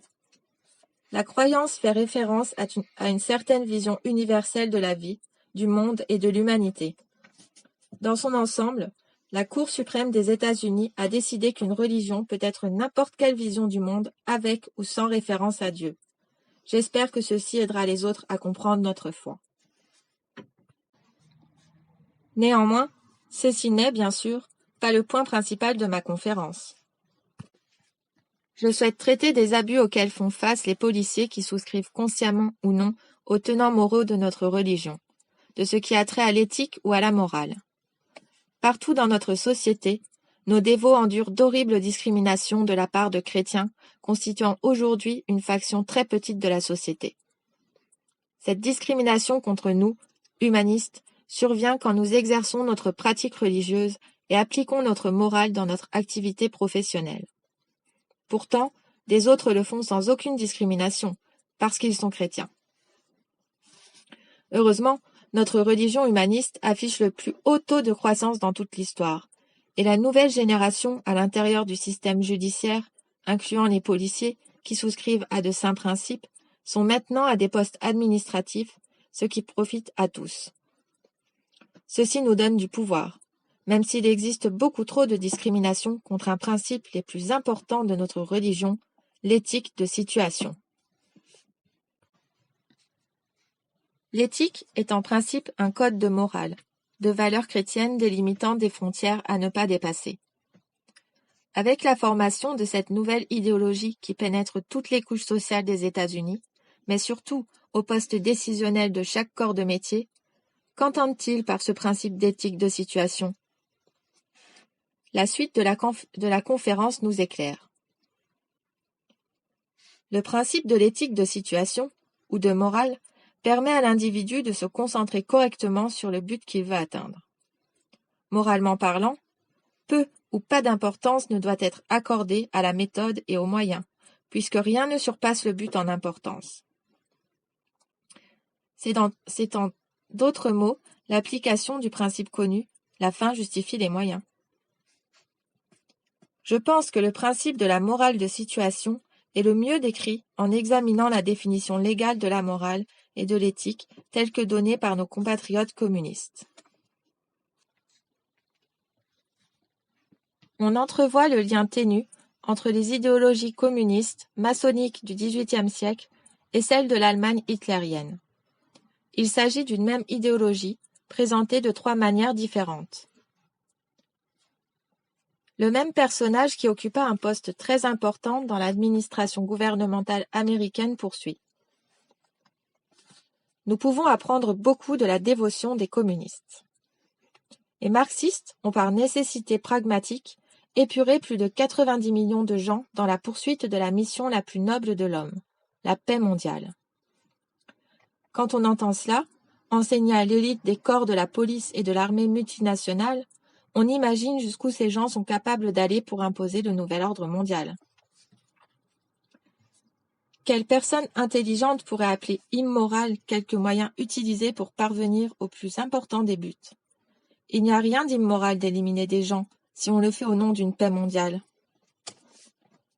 Dans nos grands manifestes humanistes signés en 1963 et 1973, nous appliquons nos principes moraux, qui sont les mêmes que les principes marxistes, mais mis de l'avant de manière beaucoup plus concrète.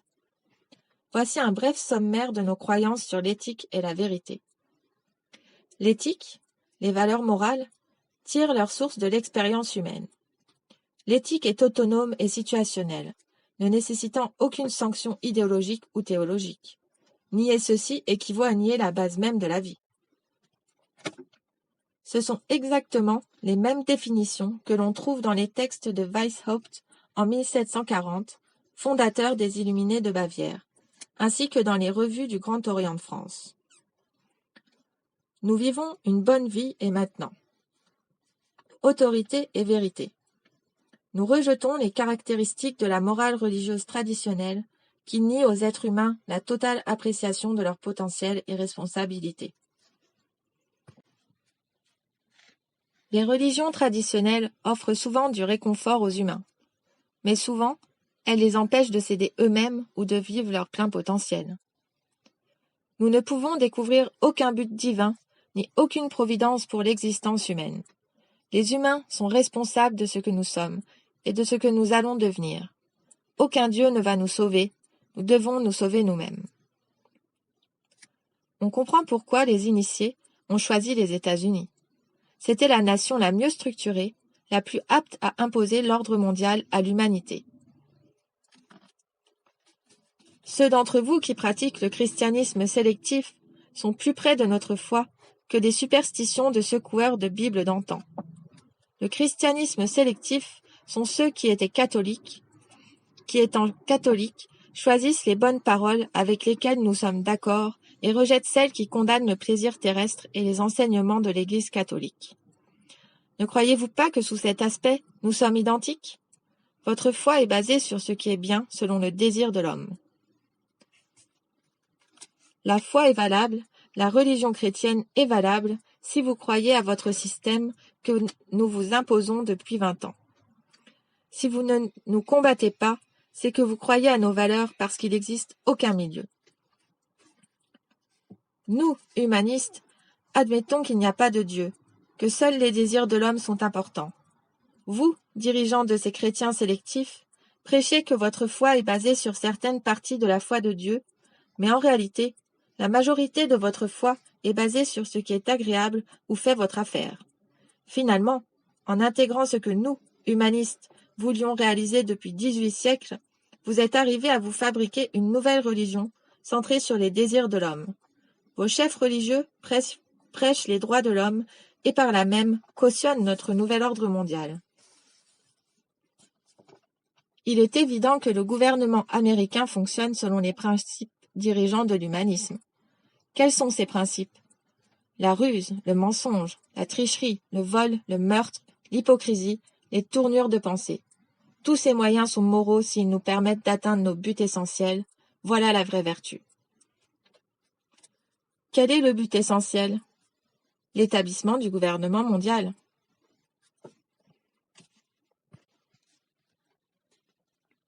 Un récent exemple a été donné dans la guerre de l'Irak contre le Koweït.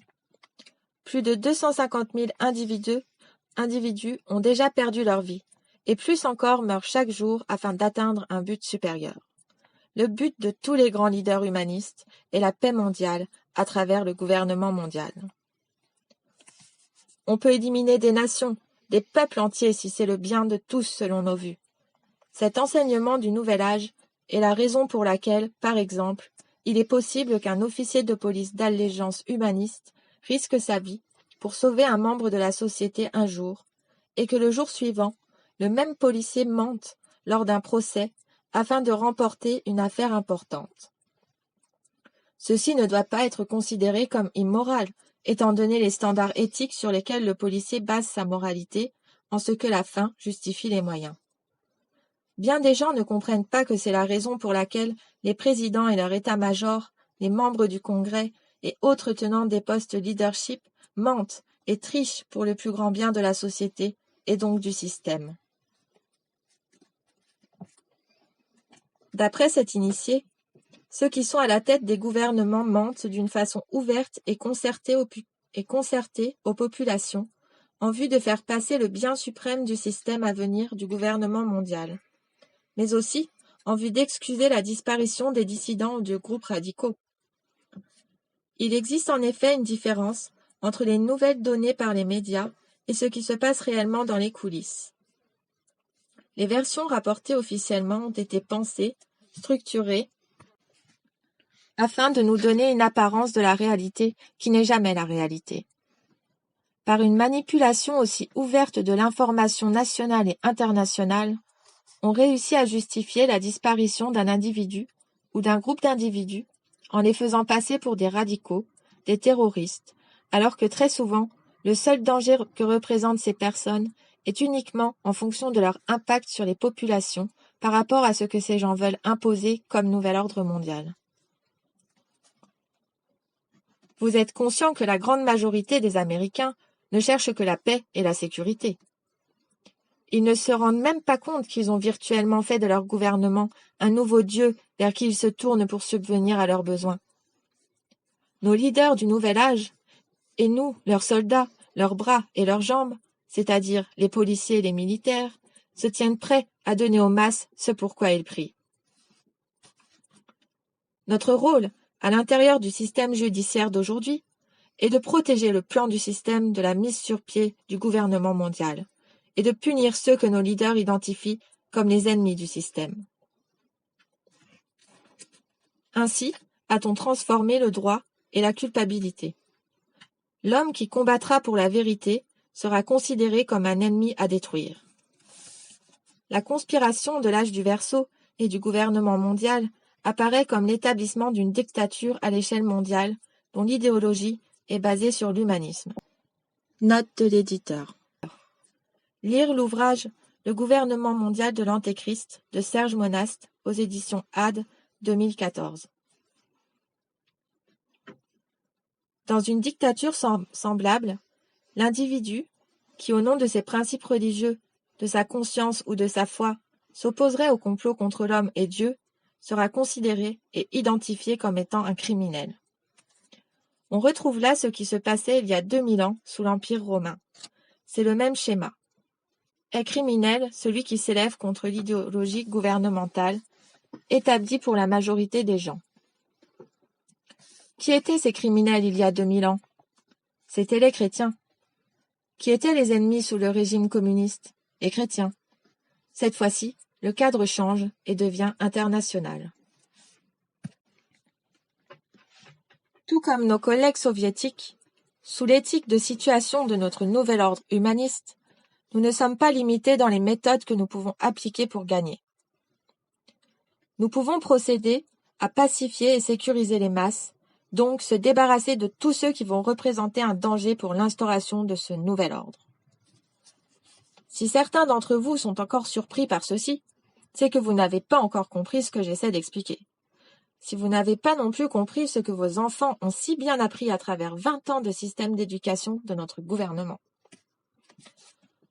Nous vivons l'ère où les hommes ont placé leur conscience dans le gouvernement au lieu de quelques superstitions appelées divins ou dieux. Ce sont les anciennes morales religieuses qui ont causé tous nos problèmes. Un nouvel âge appelle un nouveau système de croyances, un nouveau code moral, une nouvelle religion.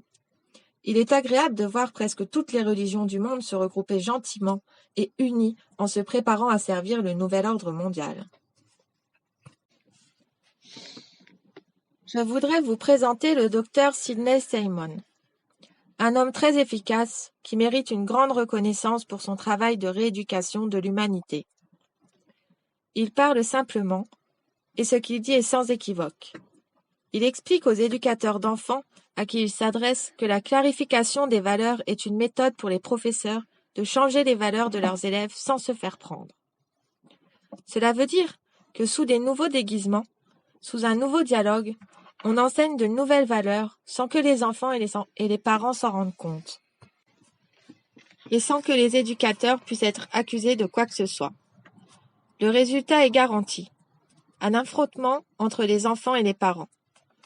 Donc, la clarification des valeurs est un autre terme pour éthique de situation. L'enseignement doit faire comprendre que l'important n'est pas les valeurs que l'on choisit, mais de les choisir librement par vous-même, sans pression des parents, prêtres, amis ou sociétés religieuses. Les architectes du programme d'enseignement du nouvel humanisme dans les écoles du gouvernement doivent être remerciés pour avoir remodelé les valeurs de ces futures générations. Quand la loi nationale des garderies sera adoptée, ce sera un grand jour pour les humanistes et les proposants de la paix mondiale. Nous pourrons accomplir notre objectif une fois pour toutes lorsque nous aurons l'attention des enfants en âge préscolaire de 6 à 9 heures par jour. Regardez ce que nous avons entrepris avec les groupes plus âgés de la jeunesse américaine. Ces garderies auront pour mission de préparer la jeunesse intérieurement à l'acceptation du nouvel ordre mondial, du gouvernement mondial. C'est ainsi que les émissions dites populaires et niaiseries de jeux basés sur l'argent sont appréciées d'un public conditionné qui apprécie l'émission en fonction des nouvelles valeurs antichrétiennes et humanistes auxquelles ils adhèrent inconsciemment.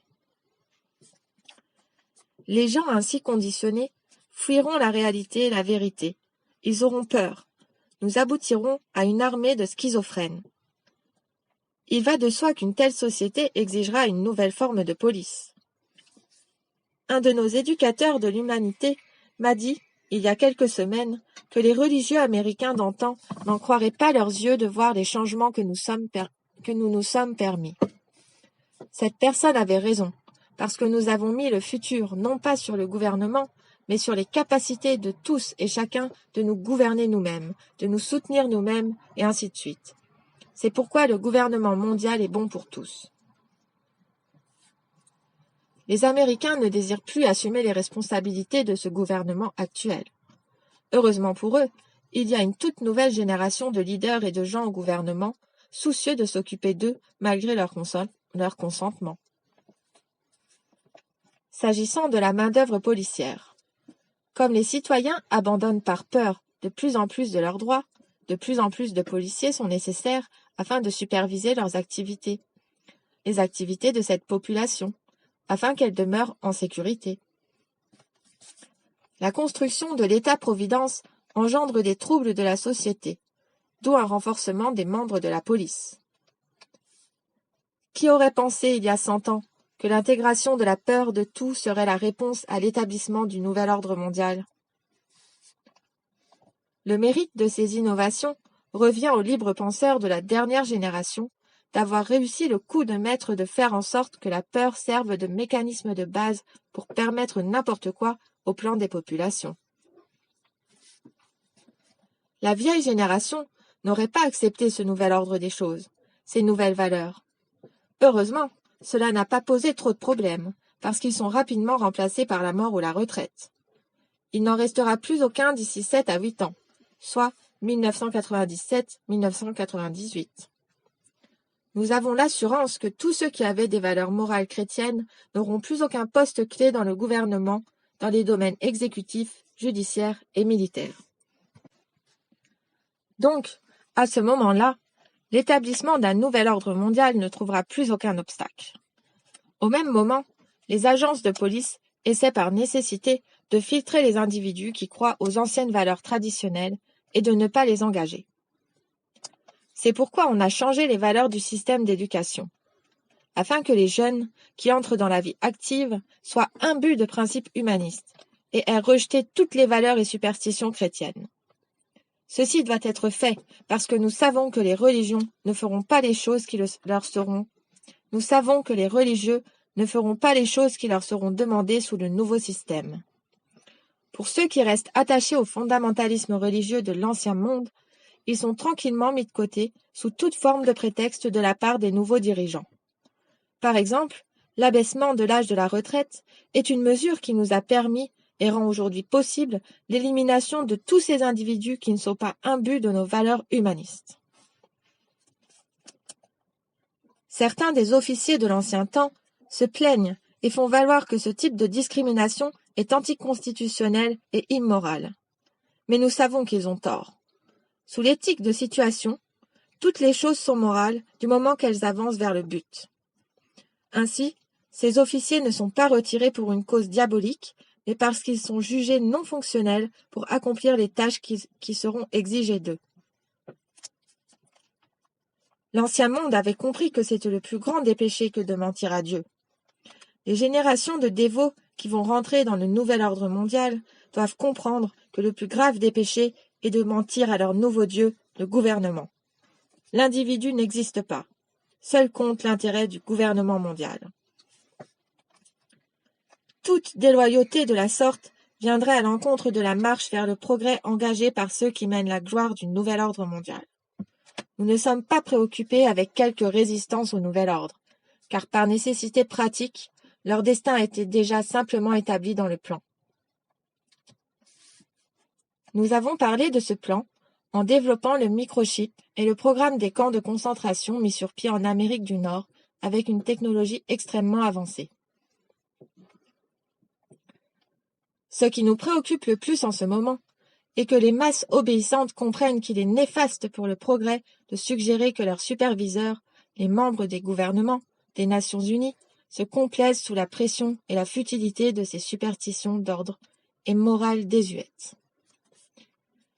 Il y aura des changements difficiles pour ceux qui auront à faire face et entrent dans cette nouvelle société. Sur ce sujet, nous pouvons assurer au peuple qu'il n'y aura aucun compromis. Merci de m'avoir écouté. Que la bénédiction du nouvel ordre vienne rapidement sur vous. Cette entité, que l'on appelle l'ordre mondial, la force, le grand architecte, etc., s'appelle l'Antéchrist.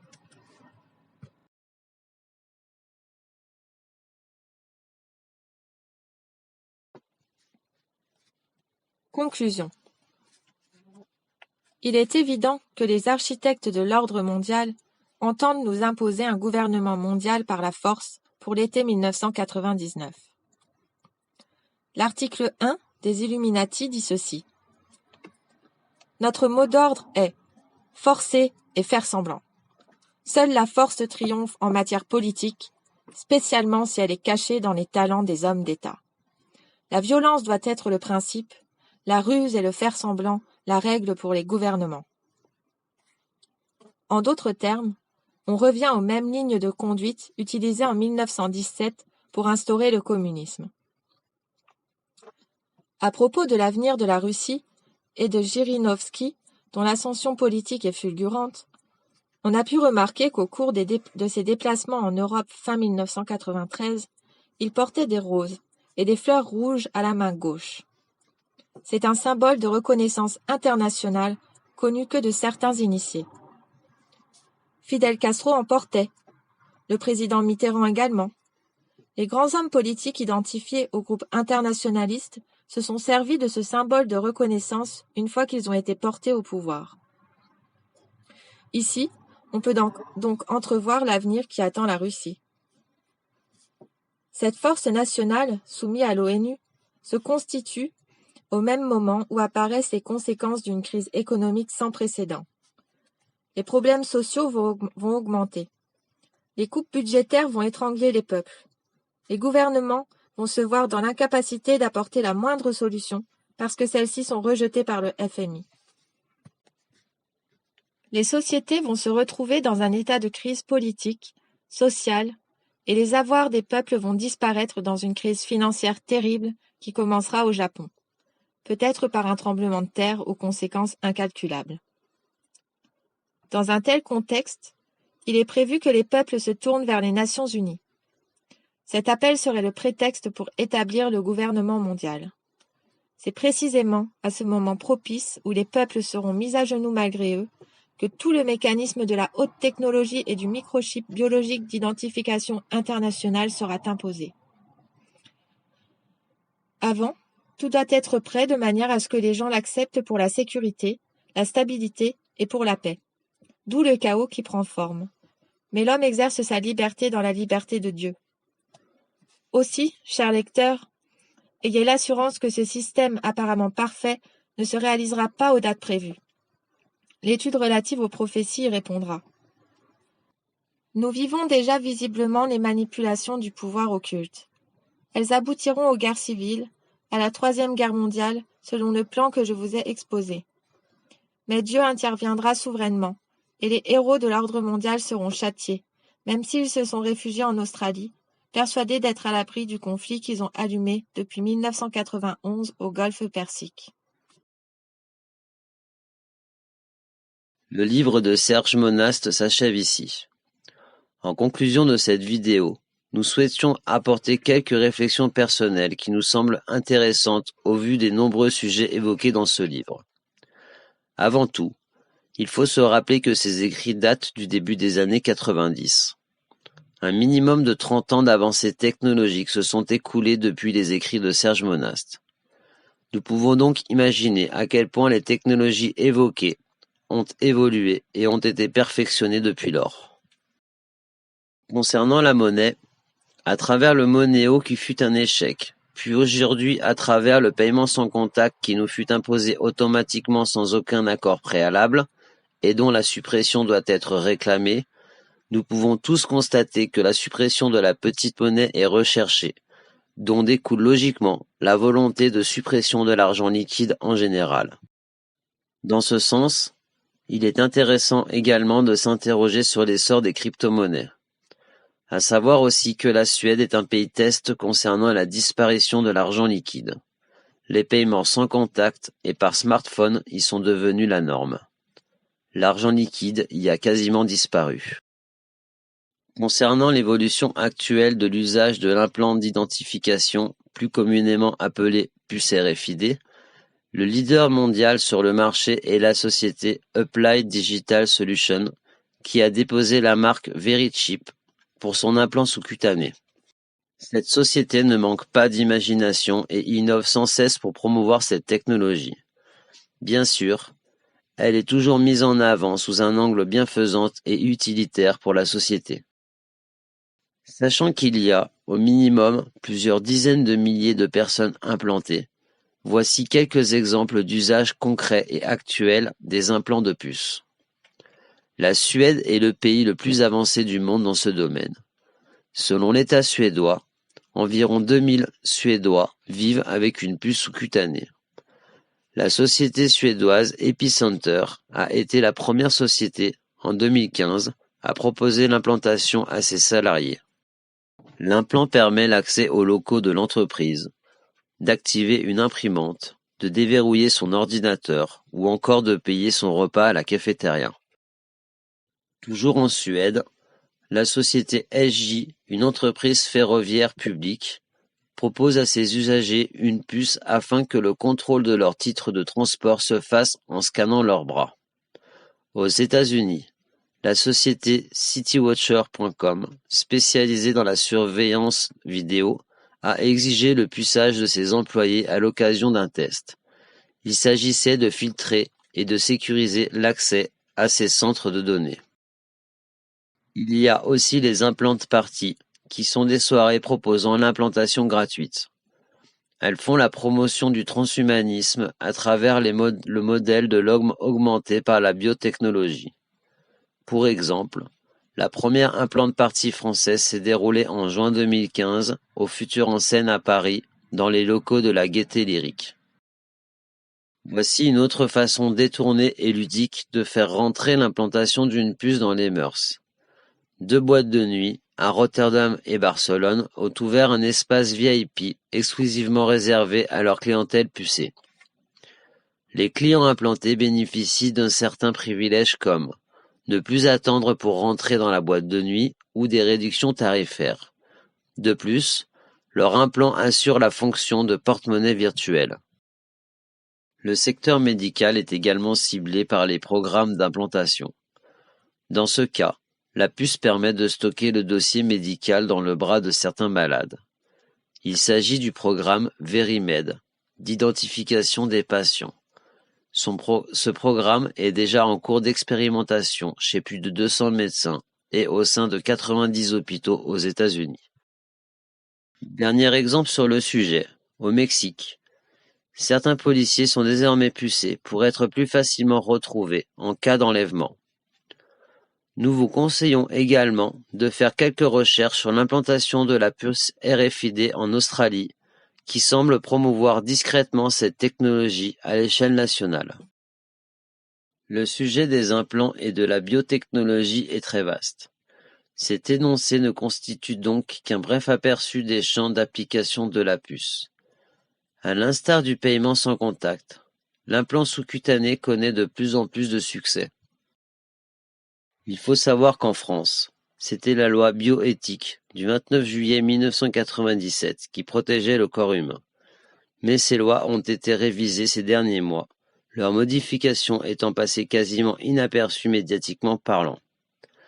Nous vous invitons à vous informer sur le sujet, que nous ne développerons pas ici. Dans ce livre, Serge Monast évoque rapidement l'existence de camps de concentration. Il s'agit des camps qu'on appelle communément les camps FEMA. Pour votre information, Serge Monast a écrit un rapport d'enquête complet sur le sujet, intitulé Projet Rex 84. Nous ne manquerons pas de le partager avec vous. De plus, pour rebondir sur la thématique de l'armée internationale et internationaliste du nouvel ordre mondial, nous vous invitons à regarder, via YouTube, le reportage intitulé « Les armées secrètes de l'OTAN ». D'autre part, nous vous invitons à faire quelques recherches sur ces hommes qui se font appeler les tueurs économiques. Tout cela complétera parfaitement la deuxième partie de ce livre. Parenthèse personnelle. Si vous nous suivez depuis le début, vous savez donc que nous sommes sensibles aux analyses de l'UPR. Nous tenions donc simplement à partager avec vous le fait que l'UPR parle ouvertement de la puce RFID. Ainsi, si l'UPR arrivait au pouvoir, il est clairement formulé que l'interdiction du marquage et du puçage de l'être humain serait inscrit dans la Constitution. Ce sujet étant véritablement tabou et verrouillé au sein du domaine politique et médiatique, nous avons trouvé bon de souligner cette exception. Merci encore à Serge Monast pour son travail d'information qu'il a payé de sa vie. À notre tour désormais, tels des fourmis, de reprendre le flambeau de cette mission de divulgation et de libération des consciences, chacun à notre manière, afin qu'un nombre toujours plus grand de nos concitoyens soit au fait de ces réalités. Car notre meilleure arme est et restera d'abord la connaissance. Merci à tous de nous avoir suivis et écoutés. N'hésitez pas à laisser vos impressions et à échanger via les commentaires. On vous souhaite une belle journée, une bonne soirée, et n'oubliez pas que seule la vérité perdure à l'épreuve du temps. Continuez à cultiver vos idées et vos convictions. À bientôt pour une nouvelle lecture d'enquête. Où sont passés nos sourires et ceux de ceux qu'on a vu grandir? Le temps est si vite passé que dire tout va de pire en pire. Mélancolique d'époque révolue, des tripes qui te rattrapent, c'est véridique. Quelque chose a disparu, subtil, à peine palpable dans la rue. Partout, la même haine, la même peur, la même peine. Ça fait presque 10 piges, le World Trade Center, la même division depuis. Oui, le climat a changé comme si une guerre avait été déclarée à toute l'humanité. Ça fait 10 piges que tout se désagrège, s'accélère manège, comme si la répression avait la grâce d'apaiser le malaise. Ça fait 10 piges que l'on nous nique, que les portables nous parasitent. J'agite des ondes qui nous crient le cerveau bien plus qu'une tonne de cannabis. Ça fait 10 piges, le fichage, la surveillance, les lois antiterroristes qui permettent d'enfermer n'importe qui et tout le monde. Ça fait 10 piges que ça crache sur les musulmans. Mais si tu critiques le nazisme israélien, on te traitera d'antisémite. 10 piges où s'accélère, les murs se resserrent. L'inquisiteur est revenu à visage découvert. Les niveaux codes nous bernent, que la violence monte en flèche. Une décennie d'un siècle, des croisades modernes à internet. 10 piges où s'accélère, les murs se resserrent. L'inquisiteur est revenu à visage découvert. Les niveaux codes nous bernent, que la violence monte en flèche. Une décennie d'un siècle, où sont passés tous nos rêves, ceux pour lesquels on se battait, cette puissance fraternelle que le temps a fini par racler. Les temps ont changé, aujourd'hui règne l'égoïsme. La jeunesse rêve d'opulence, ceux qui t'attrahent sont aussi nostalgiques de l'époque FF. Quand y avait pas toutes ces caméras de surveillance, ni tous ces fourgons de CRS. À l'époque le rap nous parlait, représentait les gens d'en bas. C'était du folk, Jay-Z en boucle. Comme dirait Laura, ça fait 10 piges que le rap en vrille nous parle que ton nombril. Chante les louanges de l'ennemi d'ici, en glorifiant son vice. Ça fait 10 piges que la politique est un spectacle du Sénat. La présidence, ils se prennent tous pour des vedettes de cinéma. Ça fait 10 piges que l'inquisiteur au Moyen-Orient envahi, aux intentions les plus hardcore, aux armes de pointe les plus sadiques. Moderne conquistador dans un spectacle médiatique, articulé par leurs mentors où tous font mine de compatir. 10 piges où s'accélère, les murs se resserrent. L'inquisiteur est revenu à visage découvert. Les niveaux codes nous bernent, que la violence monte en flèche. Une décennie d'un siècle, des croisades modernes à internet. 10 piges où s'accélère, les murs se resserrent. L'inquisiteur est revenu à visage découvert. Les niveaux codes nous bernent, que la violence monte en flèche. Une décennie d'un siècle. Où est passée la solidarité, l'entraide dans nos quartiers? Où est passée la tolérance depuis que le zéro est pointé? Où est passée la vibe d'avant qui régnait dans nos ruelles? Centre-ville, Marseille, colonisé par Euromède. Où est passée la solidarité, l'entraide dans nos quartiers? Où est passée la tolérance depuis que le zéro est pointé? Où est passée la vibe d'avant qui régnait dans nos ruelles? Centre-ville, Marseille, colonisé. En 10 piges, le monde s'est radicalisé. Fascisme remonté en flèche, chaque pays s'est dictaturalisé. Les frontières sont fermées, sud ne peut plus monter au nord. Mais nord continue à briser son frère sud, lassé de compter ses morts. Fascisme en télé, c'est même lui qui a la parole. Générateur de bas instincts, même si tu tournes la parabole. Vague d'islamophobie, chacun son autarcie. 2010 et même les enfants virent au communautarisme. En 10 piges, c'est un siècle qui est passé sur la planète. Vie virtuelle, les gens se connaissent que d'internet. Les liens se perdent comme le naturel et la simplicité. Même la zone a changé, de plus en plus divisé, on s'est fait avoir, on est tombé dans le panneau quand la peur parle, le peuple acquiesce. 10 ans de menaces terroristes montées de toutes pièces. Ça s'appelle l'art de manigancer des drames pour orienter l'opinion. L'ordre mondial a fait du chemin en 10 ans. Dans nos têtes, dans la rue, en politique, finance, etc. Se répercute dans les relations entre les gens, entre les cultures, entre les religions. Ne tombons pas dans le jeu du communautarisme. Les riches spéculent, toutes les villes ont été rachetées. Tout s'est privatisé, monopolisant mon frère. Tandis que les pauvres s'appauvrissent, de plus en plus de gens font les poubelles. Le business, les expulsions, les charters, Frontex. Tout ça en 10 ans, des portables à internet. En passant par l'euro, on s'est fait niquer.